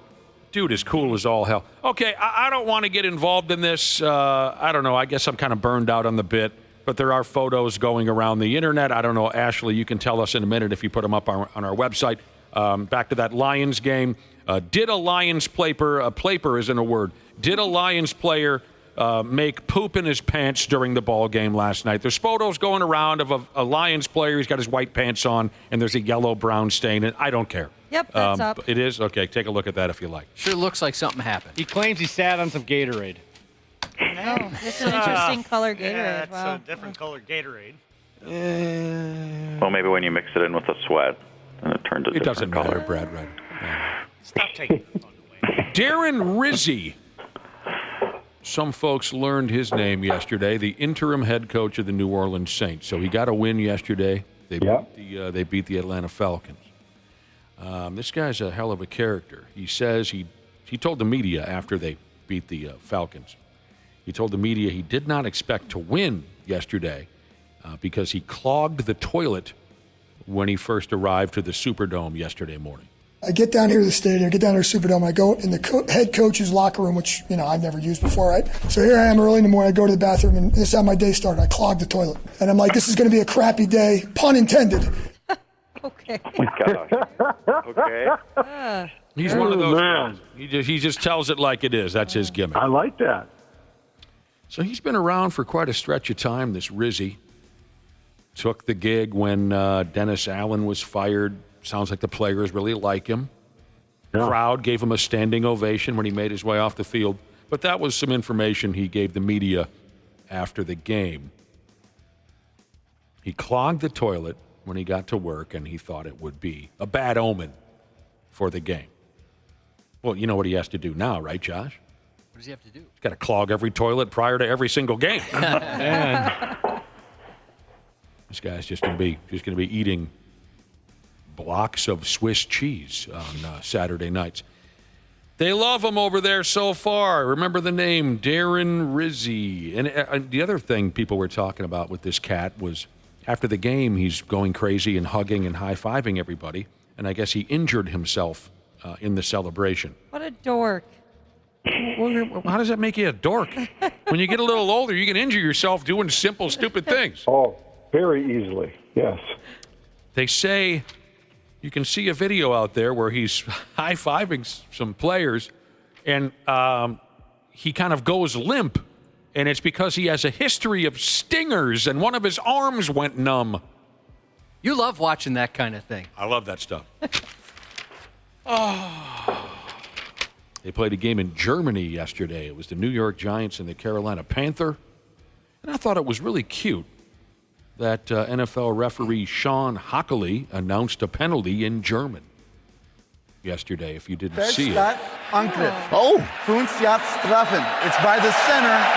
It's third down. Oh, look at Sean Hockley. There we go. Showing up. This guy's cool. That's super sweet. He sounded pretty cool, actually. Let's hear it again because maybe it helps to know what he was saying in German. He was saying false start on the offense, and then he says, makes a pass that's intercepted. Here's a chance for Jones to make a. Oh, is that the wrong one? Yeah, it happens. Sorry. Verstaat, Verstaat. Angriff. Oh. Funziat Straffen. It's by the center. It's third down. Oh, look at Sean Hockley. There we hooked go, on phonics. showing up. The crowd went wild. Verstaat. The announcers went wild. Yeah, Rich Eisen. Ooh. I like that. Verstaat. I'm going to have a hard time letting that go. Here's how you know they were playing in Germany. I guess the entire stadium booed a guy who was in the bleachers because he failed to chug his entire beer when he ended up on the German Jumbotron. Oh, he didn't finish it, and he got him a home jersey on. Boo! I don't think that's fair. Did you see how big those beers were? Oh, they're massive. It has some girth. It's a Stein. I would think, I mean, if Germans can do that on the regular, that's really impressive. I didn't see the video, but yeah, everyone expects you just to drain the damn thing like you're a 20-year-old college kid if you're ever on the big screen. But half of it was going down his face, too, so I'm surprised nobody got, technical about that. Yeah, I mean, no one goes after – this will be the second Stone Cold Steve Austin reference of the morning, but, no one ever went after Stone Cold when he spit most of it out on his shirt. But I guess they were afraid to. This is just some fat guy in Germany watching the ball game, so. Those beers were gigantic. Massive. They were comically large. 49ers wide receiver Ricky Pearsall scored a touchdown yesterday 10 weeks after being shot. Hell, Cubby, you've never even been shot, and you still haven't scored an NFL touchdown. That's true. That is true. LASIK. How many of us have had LASIK eye operations? Go. Right here. Yep, I have. I have as well. 1, 2, 3. Anyone else? No. Never had glasses. Oh, look at you, Brad. I just came around. I just came around to starting with the glasses. I don't know, a couple years ago. LASIK. I didn't know they were cutesy like this. I didn't know that they were jokesters, but apparently the folks at LASIK are offering free eye procedures to NFL referees. Cute. They're trying to help them all achieve 20/20 vision, so they stop missing penalty calls and whatnot. Well, maybe they should start giving them to college referees first. How about I think about the Utah BYU where the AD came out yesterday and just freaking blasted the referees. I've never seen that before. I didn't follow that. Yeah. The athletic director for, I want to say Utah, because they lost the game late, he came on the press conference and just, if he's not fined a ton of money, I'll be shocked. He just blasted. I'm cool with that. I love when referees get thrown under the bus. Yeah, if you ask me, after the game when the coach is supposed to go up, he went up instead. He went up first. Yeah. I think they're offering this to the wrong referees. Call the effing NBA. Those folks are terrible. But anyway, LASIK is offering free eye procedures to NFL referees. This is, of course, just to get their name in the papers and whatnot. But I guess they made this proposal earlier this season when that face mask call on Sam Darnold was ignored. And now I missed it, but something happened during last Thursday night's football game. And so LASIK is calling this bit Better Vision, Better Call. And fans, you can recommend an official from any sport who might be in need of an eye procedure. That's funny. Yeah, Randy, it looks like the Utah athletic director was fined $40,000 already. 40,000? He was fined $40,000? Wow. 40,000. Holy heck. She was a real pisser on Saturday. The Golden Gopher Football Club lost to Rutgers. Brutal. Our old quarterback. Awful loss. They had a 4-game winning streak going into the ball game. Rutgers had a 4-game losing streak. I'm sorry, you can't be an elite program if you lose games like that. Well, whoever accused the Golden Gophers of being an elite program? He's been a very good head coach today. I didn't prepare him very well. I thought Rutgers did a good job coming off the bye week and, creating some things that gave us some issues, which most of the time when you come off a bye week, you want to be able to do that. You got 2 weeks to prepare, and they did a really good job, and I know that they'd lost 4 straight, but you give Greg Schiano and his staff, 2 weeks to prepare and go get 1 victory, and you got to give him credit. I love you, PJ. Just brutal. I thought the Scarlet Knights were much better than maybe the Golden Gophers anticipated, especially their defense. They're not that good. No, they're not. Much better than the Golden Gophers anticipated. I didn't say they were good or very good or sort of good. I just said better than what the Golden Gophers anticipated. I mean, they just brutal. Couple of terrible turnovers.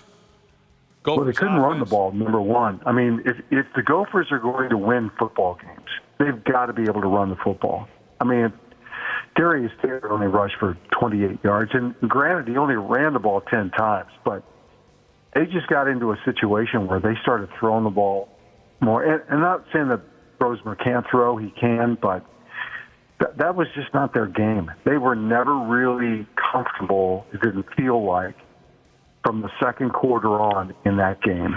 And in these next couple of games, they're going to have to run the football because Penn State and Wisconsin, they will shut down the passing game to a certain extent, and if they can't run the football, they're not going to have success in the next couple of games.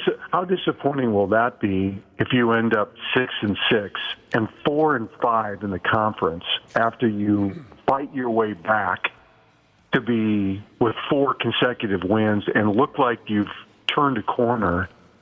I mean, this Rutgers game, in so many ways, was such a big game, and it's just a tough loss. Probably cost them a decent. I mean, they're going to go to a bowl game, but it cost them a decent bowl game. They're probably going to end up in Detroit now.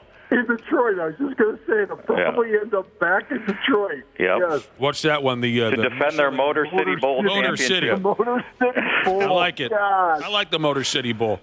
Next up, they got a week off, and then they play Penn State at home. Students became the stars of this past weekend's college football games.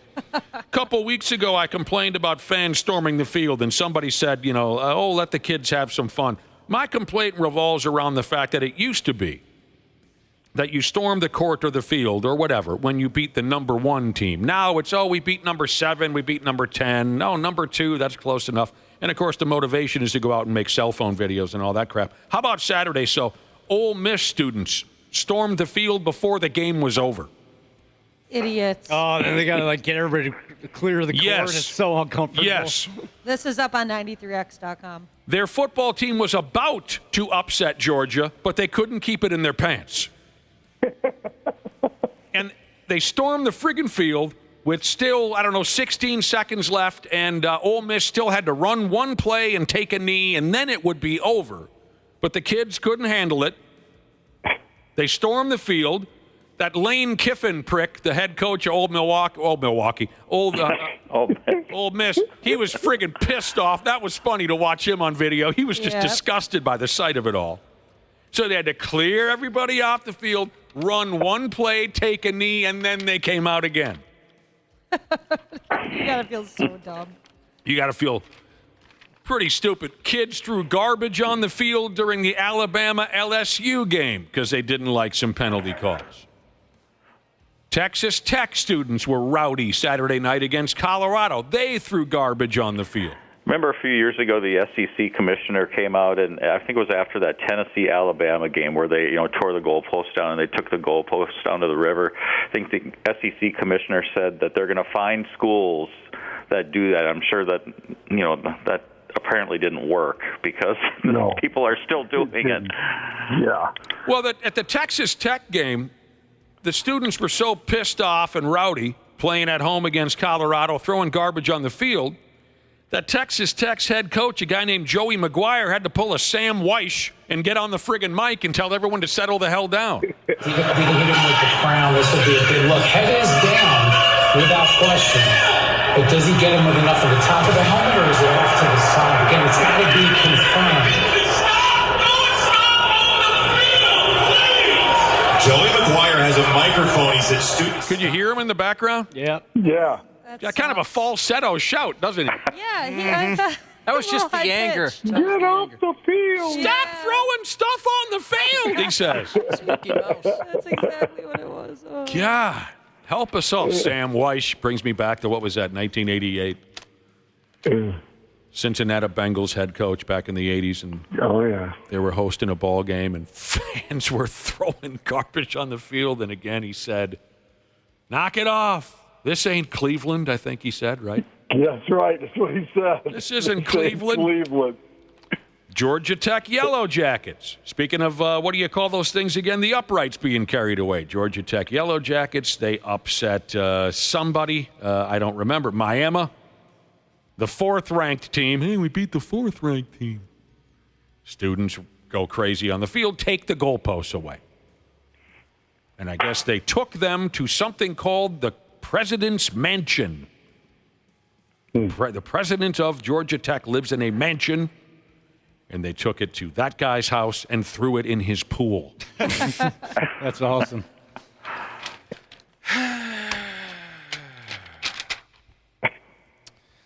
The Wolves and the Pigs took frustrating losses last night. We'll start with the Timberwolves. Dude, way too many turnovers and a couple mistakes and bad possessions down the stretch. Cost them. They lost by a point at home to the friggin' Miami Heat. They're not shooting the 3-ball very well right now either. No. Oh, they were a couple nights ago. They were a couple nights ago against Portland. Maybe not last night. Yeah. Well, Portland, I don't think, is the same team as the Miami team that played. No one ever said that. No, Portland is terrible. Douchebag Heat rookie Nikola Jovic, not Nikola Jokic, the 3-time NBA MVP for Denver with the constant runny nose. This guy's a rookie douchebag named Nikola Jovic, made the tying layup and the go-ahead free throw with 7.8 seconds left. Yeah, it was a nice play. It was a nice out-of-bounds play. How did nobody anticipate that guy might cut to the basket? On that play. Yeah. Was Gobert in the game at that point? No, they'd taken him out of the game to protect the three-point shot. It was a massive mistake. Yeah. Nobody anticipated that kid cutting to the basket, and it drove me nuts. Yep. But both clubs turned the ball over like crazy. The Heat did more damage, though, with their turnover opportunities. I think that's what Jimmy Pete was saying last night, is that the Wolves turned them over more than any other team this year, but they couldn't capitalize on any of the turnovers. Nope. And that was the difference in the game. And I heard Finch did take some responsibility for a couple of substitutions down the stretch afterwards. And then also, and I don't know if he addressed this, but why? And I think that was just a team screw-up. Why was Anthony Edwards inbounding the ball on that last play? He didn't want to there's be. three. But why did he even walk over there then? There's 3 seconds left, Yeah, I don't know why the hell he was there. And like Jim Peterson, he's got to have the ball in his hand. I don't know why he accepted the basketball from the referee. It was supposed to be Julius Randle. And like I said, there were little mistakes and a couple bad possessions, and it lost him the game. Jimmy Bottles didn't play. He's too worried his feelings will be hurt. He won't play here. He won't play here. He did get hurt. No, he didn't. Oh, whatever. Here comes Brad. No, he has had some illegitimate reasons before, but he did get hurt in Denver the other night. This one was also. Kevin Love played, for Pete's sake. Jimmy Bottles is too worried his fragile feelings will be hurt, so he's always injured leading up to games against. And of course, they don't play here again anymore. They just play here once, so he doesn't have to worry about it anymore. So. By the way, and one more note on the Timberwolves. They got a nice break now. Well, you never know. Look at what happened with the Golden Gophers and Rutgers. But they play back-to-back games at Portland starting tomorrow night. So, you never know. Of course you don't. But it's a nice setup at least. Right. But I'll tell you why the Wolves don't do more damage with their turnovers, because they are the worst fast break team in the world. In the friggin' world. When they are on the fast break, it is an absolute crapshoot where you should be able to capitalize. There was a play last night where Edwards and Gobert were racing down the court, and Edwards just kind of threw it off the bat. Their fast break is so bad. Bad news for Oklahoma City Thunder fan. Chet Holmgren hurt himself last night, and he's going to be out for a long, long time. He went up in the air, landed on his hip, broke something. Oh, ouch.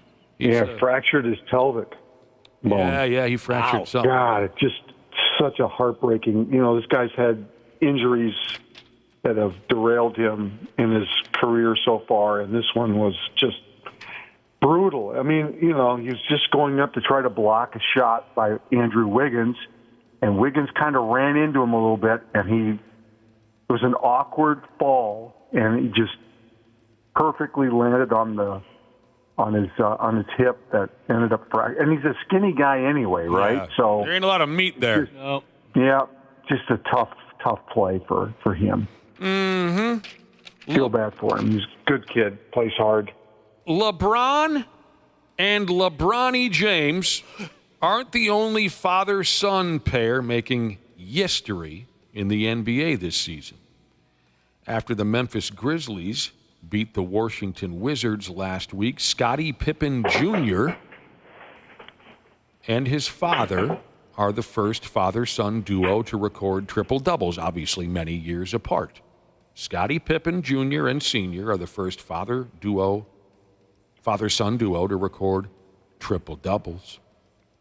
I didn't even know Scottie Pippen's son was playing in the NBA. You know what? Not only is he playing well, he does this off the bench. He doesn't even start for Memphis. He comes off the bench. Yeah, he took the place of Ja Morant, last week? Mm-hmm. Yeah. I didn't even know that. He's a really good player. I mean, if you look at his numbers, I mean, he's probably more of an assist guy than he is a scoring player. Mm-hmm. I mean, he does he's kind of like, I guess I'd compare him a little bit to Westbrook in the fact that he fills up the stat sheet. You know, he's not out there scoring 25 points a game. Yeah. He just does whatever his team needs, and a lot of times it's assists and rebounds.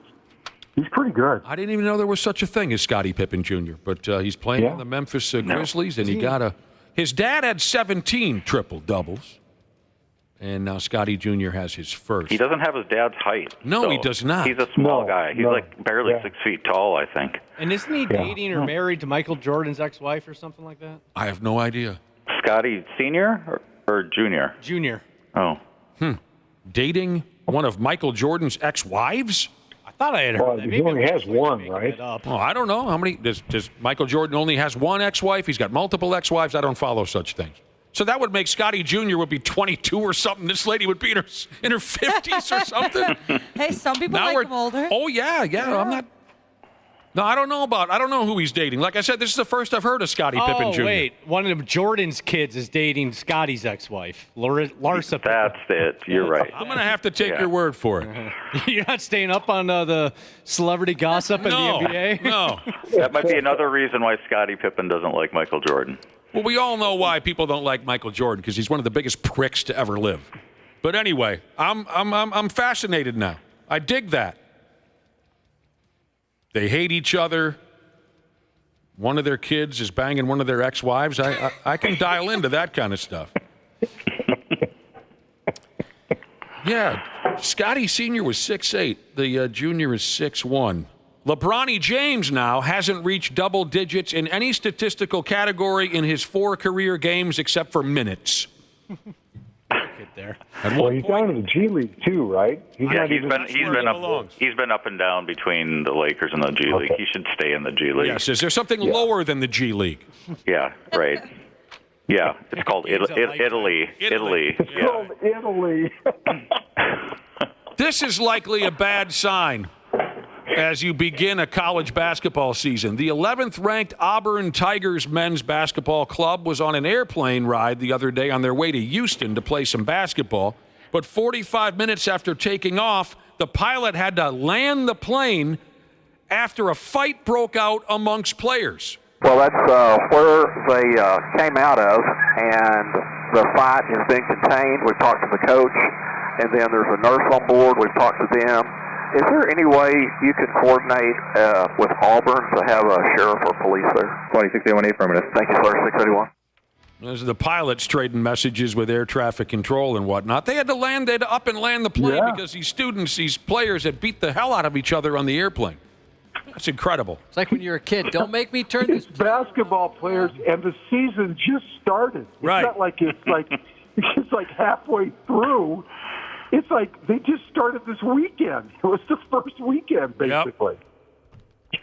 They tried it again the next day. They took off the next day, and nobody fought. I guess a couple of players were left at home. They weren't allowed to come on the road trip because of this scrap on the airplane. That's just crazy. I want to know why. What happened? I don't know. They're fighting over a girl. Social media, probably. Somebody had sex with somebody's sister or something, I'm thinking. Or mothers, as we were discussing a minute ago. Michael Jordan's mom or brother was banging their ex-wife. You know. The Pigs lost to Chicago in overtime last night. She ended up 2-1. I guess, these games are going to happen. They peppered the Chicago goalie pretty good. And the dude stood on his friggin' head. Peter Morozek, whatever the hell his name is, made a pile of saves in the third period. The Pigs outshot the Blackhawks 19-4 in the third period. but this goaltender was on his game. That's the first time the Blackhawks have beaten the Pigs since December of 2019. It was a 12-game losing streak. Yeah.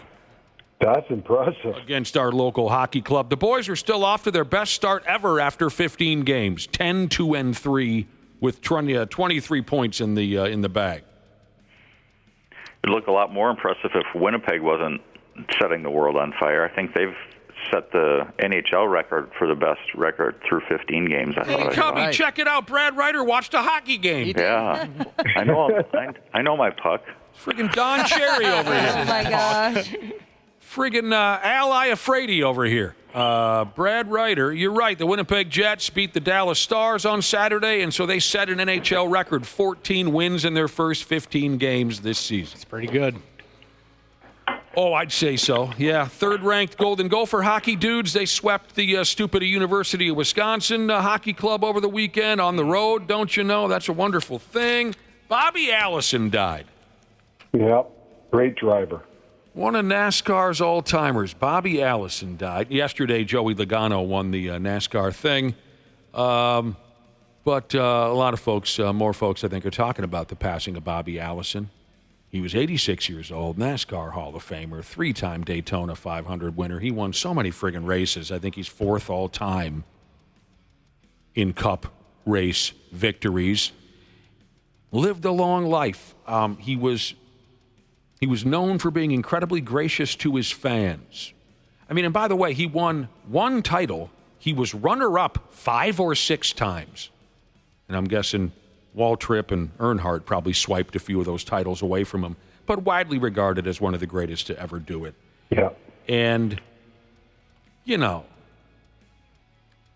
this dude endured some terrible, terrible things. Both of his, I couldn't say it was both of his sons, but Davey and his other son, God help us, can anyone help me? What was his name? Davey and Cliff Allison?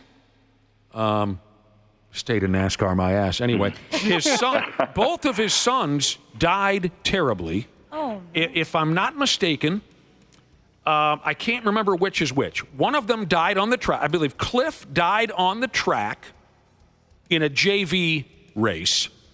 Davey was killed in a helicopter crash. Yeah, that's right. Is it Cliff? Did I get the other name right? Yep. Unbelievable. You know, no parent should ever outlive their children. And that goes without saying, but Bobby Allison, tough sumbitch. He almost died from a crash. I mean, I think I have this part in front of me. Where is this? In '88, he had a crash that almost killed him. He was declared dead when he got to the hospital and was later brought back. That's just insane from the get-go. He couldn't remember anything. He couldn't do any daily activities. But he relearned, you know, as he came back from this horrible crash, he became a completely functioning person again. So many side stories to this man's life. And, you know, those are I love all those any of the old athletes. I don't care if it's NASCAR, hockey, football, baseball, basketball. I gravitate towards that era. And Frankie Munoz, the guy from There's Something About Mary. What the hell was the name of the show he was on? Malcolm in the Middle. The guy from Malcolm in the Middle, Frankie Munoz, had a crash over the weekend. He's racing in the NASCAR Truck Series. He had a terrible crash. I bet you Reese had something to do with it. Off of turn 2. Whoa, into the wall. Connor Mozak into the wall. And there it goes around Tyler Ankrum. Ankrum of the 18. William Sawalich out of shape. And this can happen a lot at this racetrack. Contact on restarts. 27 of Frankie Muniz.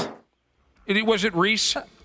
Reese, had to have been. the middle brother, or I guess the one right. The oldest brother. Yeah. No, the oldest wasn't it Francis? Oh, right. Oh, yeah. But Reese was the one that would be the culprit In the house. Yeah. Reese was the prankster. He was the one. You know, just for the record, and this, there's no reason for us to go off on this tangent. Francis was so unnecessary, it bothered me. Yeah, okay, same here. Stop checking in with Francis at the military school, whatever. Let's get back to what Reese and Dewey and Malcolm were doing and the mom and dad. Why was Francis? He had his moments. God, I hated Francis. Never met a good Francis. So Frankie's okay. Frankie Munoz is okay. But some of those military scenes, the school was pretty funny. Like the Commandant or whatever, I forget his name. He was great. It could be very funny, but I just don't think it was ever fully worth checking in with Francis. I get it. Some of the challenges they had were pretty good. What was the eating one they had where they were counting up and then they started to have to minus some? As he was I have no idea. Oh, what was that? That was pretty good. All right. Like I said, there was lots going on. Lots going on. And I think we all did our best to nail it. You satisfied, Randy Shaver, Brad Ryder? I hope so. Yes. Yes. Oh, God. I thought Brad was really on top of his game today. Well, thank you. Yeah, those hockey takes, man. I'm going to carry those with me all day. Yeah. Uh-huh. This guy's like frickin' the second coming of effing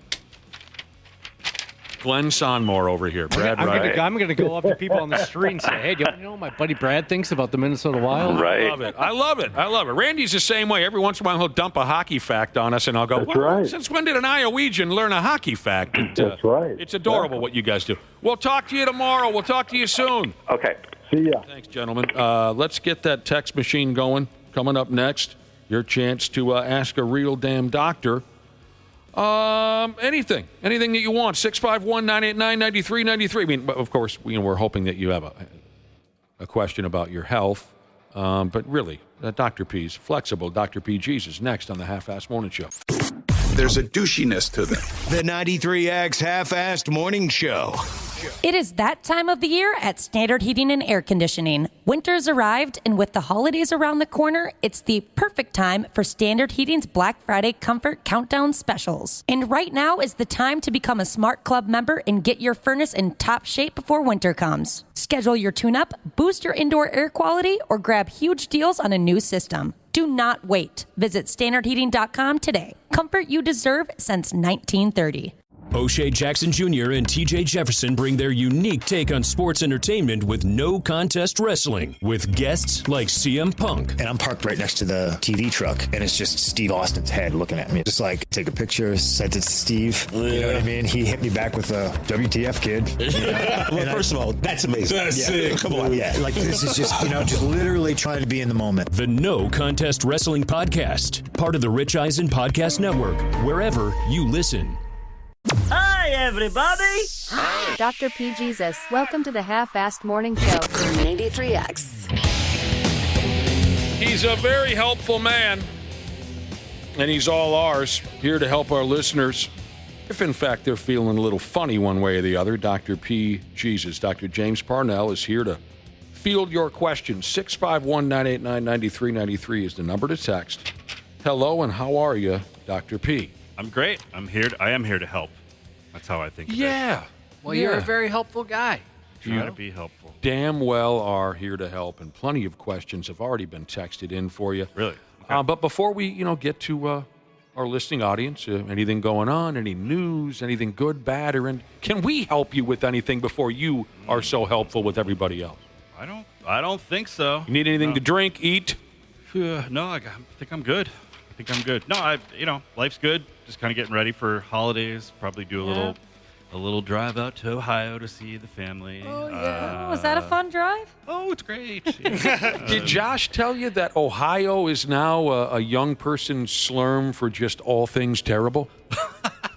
I have not heard that, but isn't that right? Did I get that right, Josh? Yeah, Ohio. And I hesitate to agree with it, but I he will says, agree with it. Josh says anytime something sucks, the young people just refer to it as Ohio. That's kind of rude, but I God bless Ohio, but I wouldn't go there unless my family happened to live there. Oh, really? So I forget. Did you grow up there? Or I didn't. No. Your family just lives there for some reason? My brother ended up going to college in Ohio and met his wife, and so not Ohio State, was it? Yeah, not wasn't Ohio State. It was not. He went to the College of Worcester. Worcester? That's not even real. I know, it doesn't sound real. Oh, no. It doesn't even count. Wait, so your brother moved there? He moved there, then he got married, had kids, and my parents moved there to be near the Grange. Ah, okay, that's better. Yeah, so no. That's good, because I was a little worried that you were the not the favorite. That's But just- if he's got kids, what are you going to do? Yeah, that's what happens. Well, I was perfectly happy that they moved where he was. Oh, You darn, appreciate you're that? leaving. Oh. Well, no, That's just- yeah, I grew up on the East Coast. So. Now they're his problem. Your folks are his problem, your brother's problem. Yes, and Thank have you. been for many years.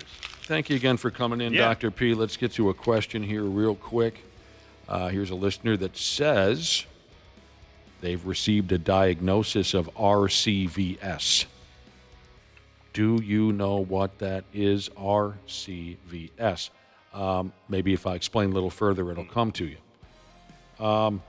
They're fearful that it will come back after treatment. I'm scared. It's painful and frightening. I know it is reversible, but I'm terrified it'll come back, and I'm already dealing with problems. So RCVS, I mean, this very well could be someone playing with me, and I'm not bright enough to notice it. Well, we'll put that on the back burner. I mean, I'm looking it up really quick because that is not an acronym I am familiar with. Okay. Put it on the back burner. Yeah. We'll deal with it later. Yeah, we can come back to it. All right, fair enough. I'll have to read a little bit because it's not something I don't think I've ever heard of it actually. Okay. Hooker Grandma Shegis has texted in and said menopause is kicking her ass. Oh. What are some good supplements that don't contain, and I hope I pronounce this correctly, black cohosh? Is that correct? That is one of the things that is used. I don't know exactly what it is, but I've recommended it to people before. Oh, yeah. Menopause. So she wants natural things. Yeah, she wants something that doesn't contain that, something you might recommend. Oh, boy. I mean, the problem is I tend to know more of the prescription things. I mean, the ultimate treatment, if it's something that a woman is interested in and after discussing with her doctor it feels safe, I mean, you can do hormone replacement therapy. Hormone replacement therapy, so estrogen and progesterone, if you still have a uterus, because you need both. If you have had a hysterectomy, you only need estrogen. And the hormone replacement used to be kind of just standard of care because women were miserable. And so it was given, and then there was a study that came out maybe, boy, I've been around too long now, maybe 20 years ago, that raised concern about the increased risk of heart disease if you did hormone replacement therapy. But honestly, it was this huge study, but the way it was sort of done probably led to some misleading stuff. Misleading concern that essentially made all of us stop doing hormone replacement therapy for women for fear that we were going to give them heart disease. That has turned around a bit. So it is definitely worth talking with your doctor about. There are reasons why you don't want to do it, but it can help women feel better. It can help keep their bones stronger. And there's not great evidence that for the average risk person, it's going to increase that risk of heart disease to the extent that it might not be worth it to the person. So there's that. There's an antidepressant that can be used, not Wellbutrin. Why am I completely blanking? Effexor is a serotonin norepinephrine medication that can help with those hot flashes. And then, all of the other sort of over-the-counter things like that black cohosh, I don't know that they really do much. It's a hell of a deal, that menopause. It is, and it seems to... Sounds pretty miserable. Yeah, some women Can't wait. seem to get through it without too much trouble, and some are absolutely miserable. And so I guess, I think that's, again, where it's worth at least considering the hormone replacement therapy. I remember once we were at a show with my mom, and I had thought maybe she took a dip in a pool on her way back from the bathroom. I'd never seen so much sweat on a person. She was dying. She was so miserable. I work with a woman who basically has a little portable fan that as soon as she starts to feel it coming on, she just, she's working and holding this fan on herself just to try to get it to pass quicker. God, that's a special on menopause hosted by Oprah Winfrey has played on my television at my house. Really? Yeah. I mean, it was a specific special on menopause hosted by Oprah Winfrey. I suspect there was all sorts of good information. Okay, our listener has gotten back to us, the one who texted in right away about RCVS. And here's what she sent in. She has more information. Reversible cerebral vasoconstriction syndrome. Causes sudden severe thunderclap headaches and other disruptive brain symptoms. The symptoms often resemble those of medical emergencies like strokes and such. If this is something you still haven't, it's still not ringing a bell with you, again, we can wait till we'll take a commercial break in a while. You can look it up and offer up your best advice. I just wanted to throw it out there. Yeah, I mean, we can talk about it quick. It is. Go ahead. Again, it is. I think it's a pretty unusual condition, but there's a similar thing where people can have vasoconstriction of the coronary arteries to the heart, where people will get episodes that, for all intents and purposes, seem like a heart attack. I mean, they're having terrible pain. They can even have enzymes that show up in the blood that suggest that you're having blockage and a heart attack. But it's just because the blood vessels are spasming. And so this is essentially the same kind of thing but unfortunately in the brain, where, I mean, you don't want those blood vessels to spasm and decrease flow, because it could cause all sorts of things like terrible headaches, but also stroke-like symptoms. It looks, I mean, what I'm seeing here, just again, looking it up quick, is you kind of have to manage it the same way you do that heart condition, where you're kind of controlling blood pressure. There are some medications that maybe can help dilate blood vessels. I'm not sure. I mean, honestly, things like Viagra could be used. I'm not positive that's used with this, but Viagra is for erectile dysfunction originally, but it is used in a number of conditions where people need to have medicine to help dilate blood vessels. Right. So okay, that's very helpful. This individual was saying that she is receiving or has already received treatment. She's a little worried it's going to come back. Yeah, at least what I'm seeing is it's like that heart condition. I don't think we understand why some people get it. They're unusual things. I wouldn't be surprised if there's something similar to or correlated with like a migraine history. It sort of sounds like there's a number of things that are migraine-like, which involves vasoconstriction that can be unusual. So this is the kind of case you're going to be working with significant specialists, neurologists and cardiologists. Sure. How about this? A couple butt-related questions, both related now to we're talking. Hemorrhoids. Yeah. There's two different texts. You could maybe answer these questions, Josh. Oh, it's possible. Yeah. Hemorrhoid-related questions? Sure. Yeah. I've had some experience. I think I'm good now, though. This person says... You should probably check. Well, let's take a look. You guys are welcome to check. Ooh-wee. How do I know if I have a hemorrhoid? How does he know if he has a hemorrhoid? That's one person. Another person said, how serious are external hemorrhoids? That probably depends on where they are. It'll probably kill your rodeo career. On your face. Yep. On your face. Oh, on your face. Hemorrhoids on the face. Bad. Yeah. Okay, how do you know if you have one? That's an interesting question. I mean... Someone's going to have to take a look, right? That's right. Yeah. Was it somebody on this show? Friend. Was it somebody on this show or a story I heard somewhere else where somebody had to take a picture of it to send to their doctor?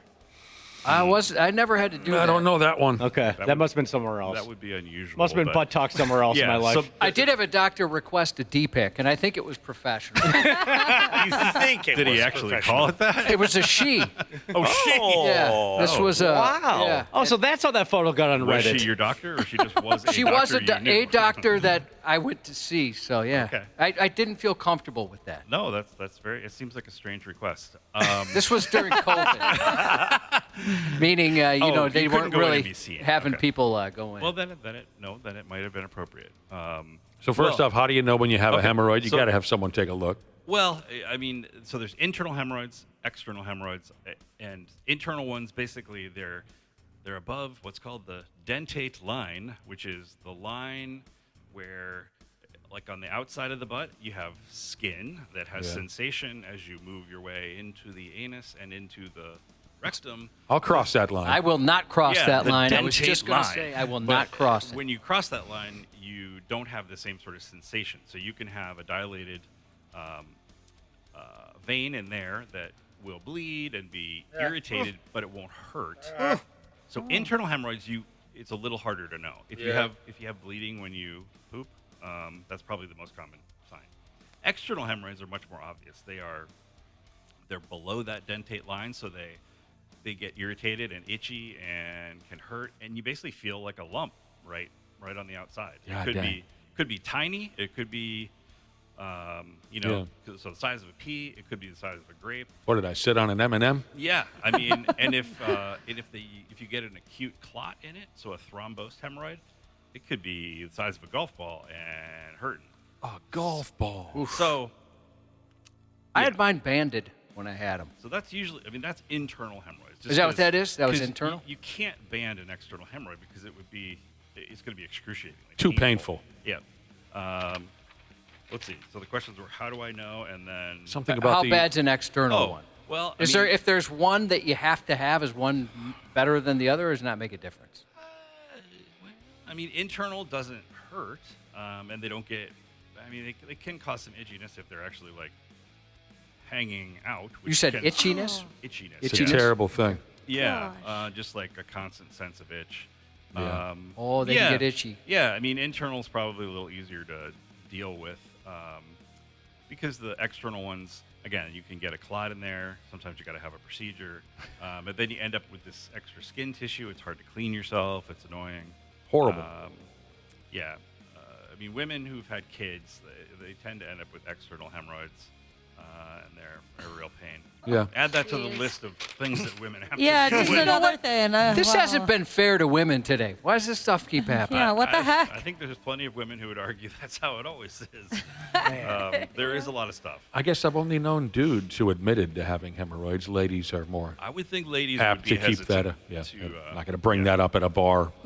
Probably not. Okay, real quick. We got to take a break here shortly, but one more question for Dr. P before we take that break. And it's a listener saying, I just found out I am borderline anemic. What can I do to reverse that, if anything? So anemic means that you have low red blood cells in your circulating bloodstream. And that can be from a variety of reasons. Based on the tests that are done, you can tell are your red blood cells normal size? Are they small? Are they large?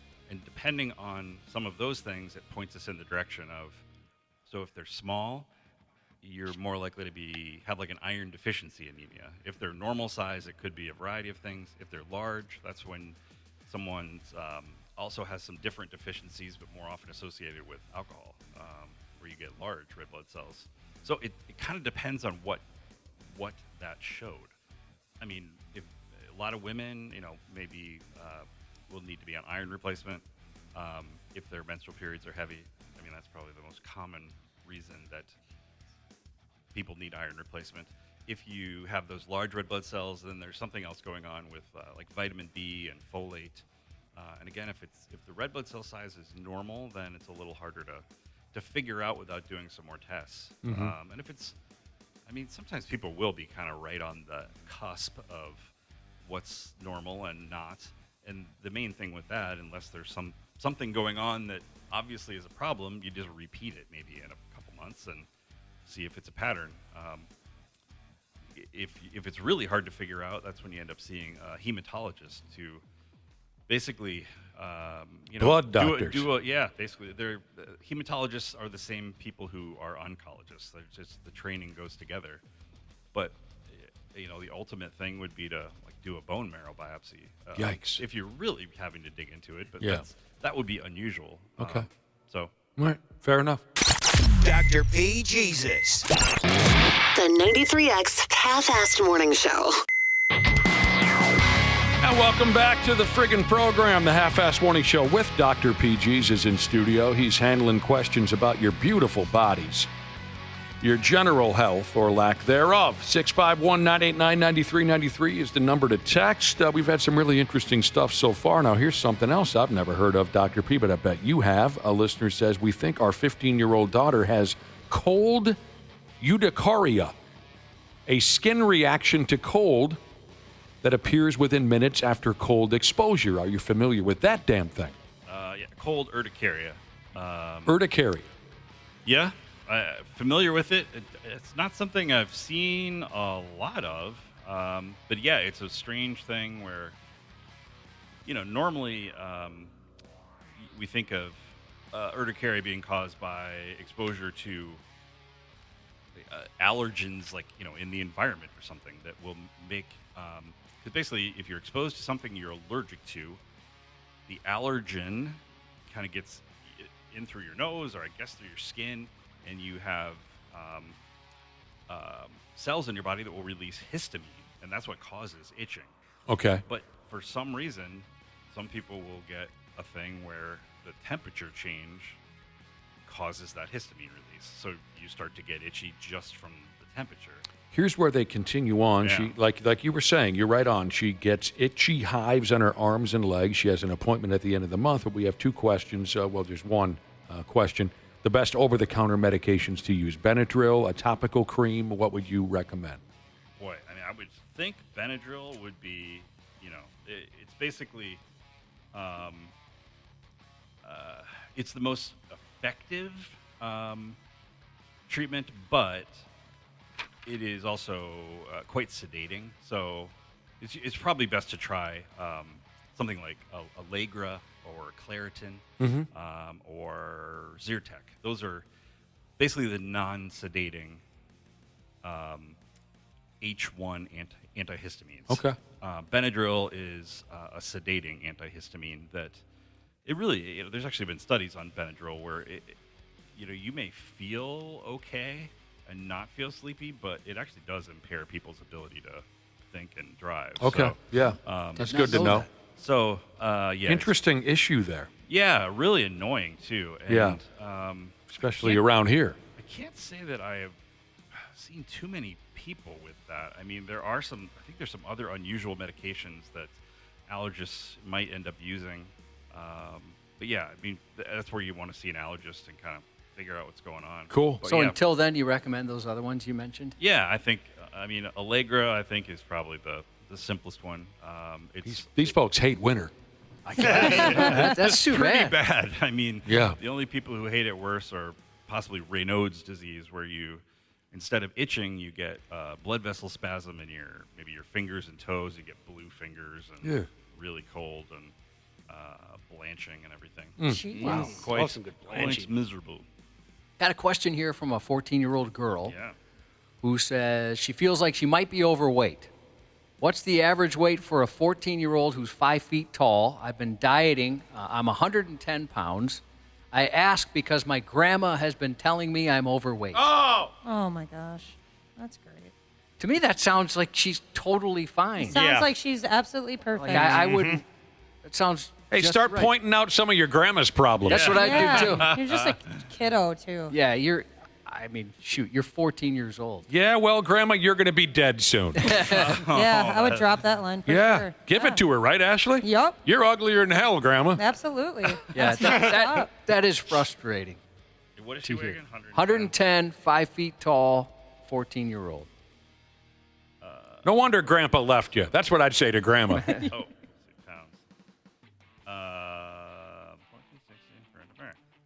So basically, for adults, there's the body mass index classification, which is a simple calculation. For kids, there is a variation on that, just because kids are growing, obviously. So I did that really quick. Arithmetic. Yeah, well, it's a calculator thing, just because I can't do that in my head. But she basically fits right into the healthy weight category. Yeah. So, I mean, that's a pretty standard thing. So she's 14. I mean, usually, you would have a freshman physical, probably, with your doctor, and they would be weighing you and giving you some feedback on stuff like that. But my grandma tells me I'm overweight. Yeah, that's maybe grandma's great. I get it. Grandma, I don't like Grandma. Grandma may be great, but she's not helping. Or she is helping possibly give this youngster a complex. Yeah, you should say, don't you have an Oprah Winfrey menopause special to watch somewhere, Grandma? Yeah, so it sounds like this girl is fine, and that's that's an important message for her to hear and hopefully to accept. I want her to get a complex. Yeah, I mean the last thing girls need is to have negative body perception and image going on, especially these days. I think with social media, especially at that age, 14. Yeah, that was really rough. It was a rough age for me. Yeah, I mean, I think girls are kind of mean to each other at that age, and gosh, we're the worst. Yeah, it's a really important time. So, no, she's doing okay. You heard a doctor say it. All of us agree. Yeah. You're totally fine. You're doing just fine. Yeah, give Grandma a hug, say thanks, and then don't get her anything for Christmas though. Absolutely, some coal. Just get Here's coal. an interesting question for Dr. P. Jesus. Do you ever take on a side gig for cash where maybe you just work out of your garage or something? Is that legal? Are you asking me officially? No, of course not. Can you see me wink at you right now? Of course not. I have a van for that. What do you think? Let's say you did that. What would be the most lucrative thing you'd see people for? Like where you could charge the most amount of money? I would think like Botox could be good. I mean, you can make a lot of money fast. Do you do that medically for any reason? I don't. Erection problems maybe be a good garage side gig? I'll inject those with Botox too. Even though it doesn't work. Yeah. Gets Botox. No, I think erection problems that'd be like just passing out drugs and talking to You don't think that would make you as much money as some other things? I don't think so. I think because people with Botox, it's not covered by insurance for cosmetic reasons, and so they'll have their cash ready. Yeah. No, I don't have any training in it, but I could be trained in it. There are some primary care docs who dabble in that in their office, but generally not. I'll bet a big one for you could be prescriptions. That'd be the way to go. Well, writing scripts. You could. It's also a good way to lose your medical license. Well, all That's of this stupid. is a I good won't way. rat on you, That's Dr. P. stupid. You should be able to write prescriptions. I think for Josh is anyone. right. Just straight up drugs. Yeah. That's what's going to make you the money. That we all should have known that answer. Yep. Yeah, I mean, I'm sure that's probably true. Again, it would lead to a very short career in No, that. no, of Only course. because This is hypothetical. Yeah, All of it is hypothetical. I mean, What's your address? There was a time when that was probably more true, but most states, including Minnesota, now have prescription monitoring databases that really keep track of how much of what you're prescribing and who for, and if you're out of the normal, curve, you will be called for. That's probably good. What's It's the most very good. What's the most fun prescription a doctor could write? If I was going to receive one, what's the one that'd be the most Flintstones fun? Vitamins? I love those.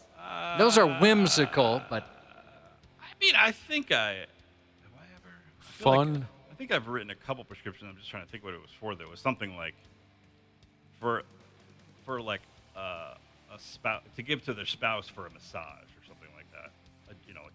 It's essentially a joke, but written on a prescription. Oh, cute. well, that's pretty funny. And something else like that. Yeah, just sort of encouraging loving stuff between a couple or something. You're See, a good man. Now you're turning us on. You are a good man, and you have aroused us all. Excellent. That was my goal. Thank you very much, as usual, bet. Dr. P. Jesus. Good to be here. Always very informative and a lot of fun. Thank you. We'll talk to you in a couple weeks. Cool. Once again, happy Veterans Day to our much appreciated vets in the 93X listening audience. For those looking to honor veterans today, the official State of Minnesota Veterans Day program begins an hour from now in Arden Hills at the Minnesota National Guard Ben Franklin Readiness Center. And we received a couple of texts on this day of observance. CFH bass player Jesus texted in to say Happy Veterans Day to those who served, including his grandpa Hurt, who was a World War II vet. Shout out to Cody over at Onsite for serving in the Army and National Guard from his sister, delivery driver Jesus.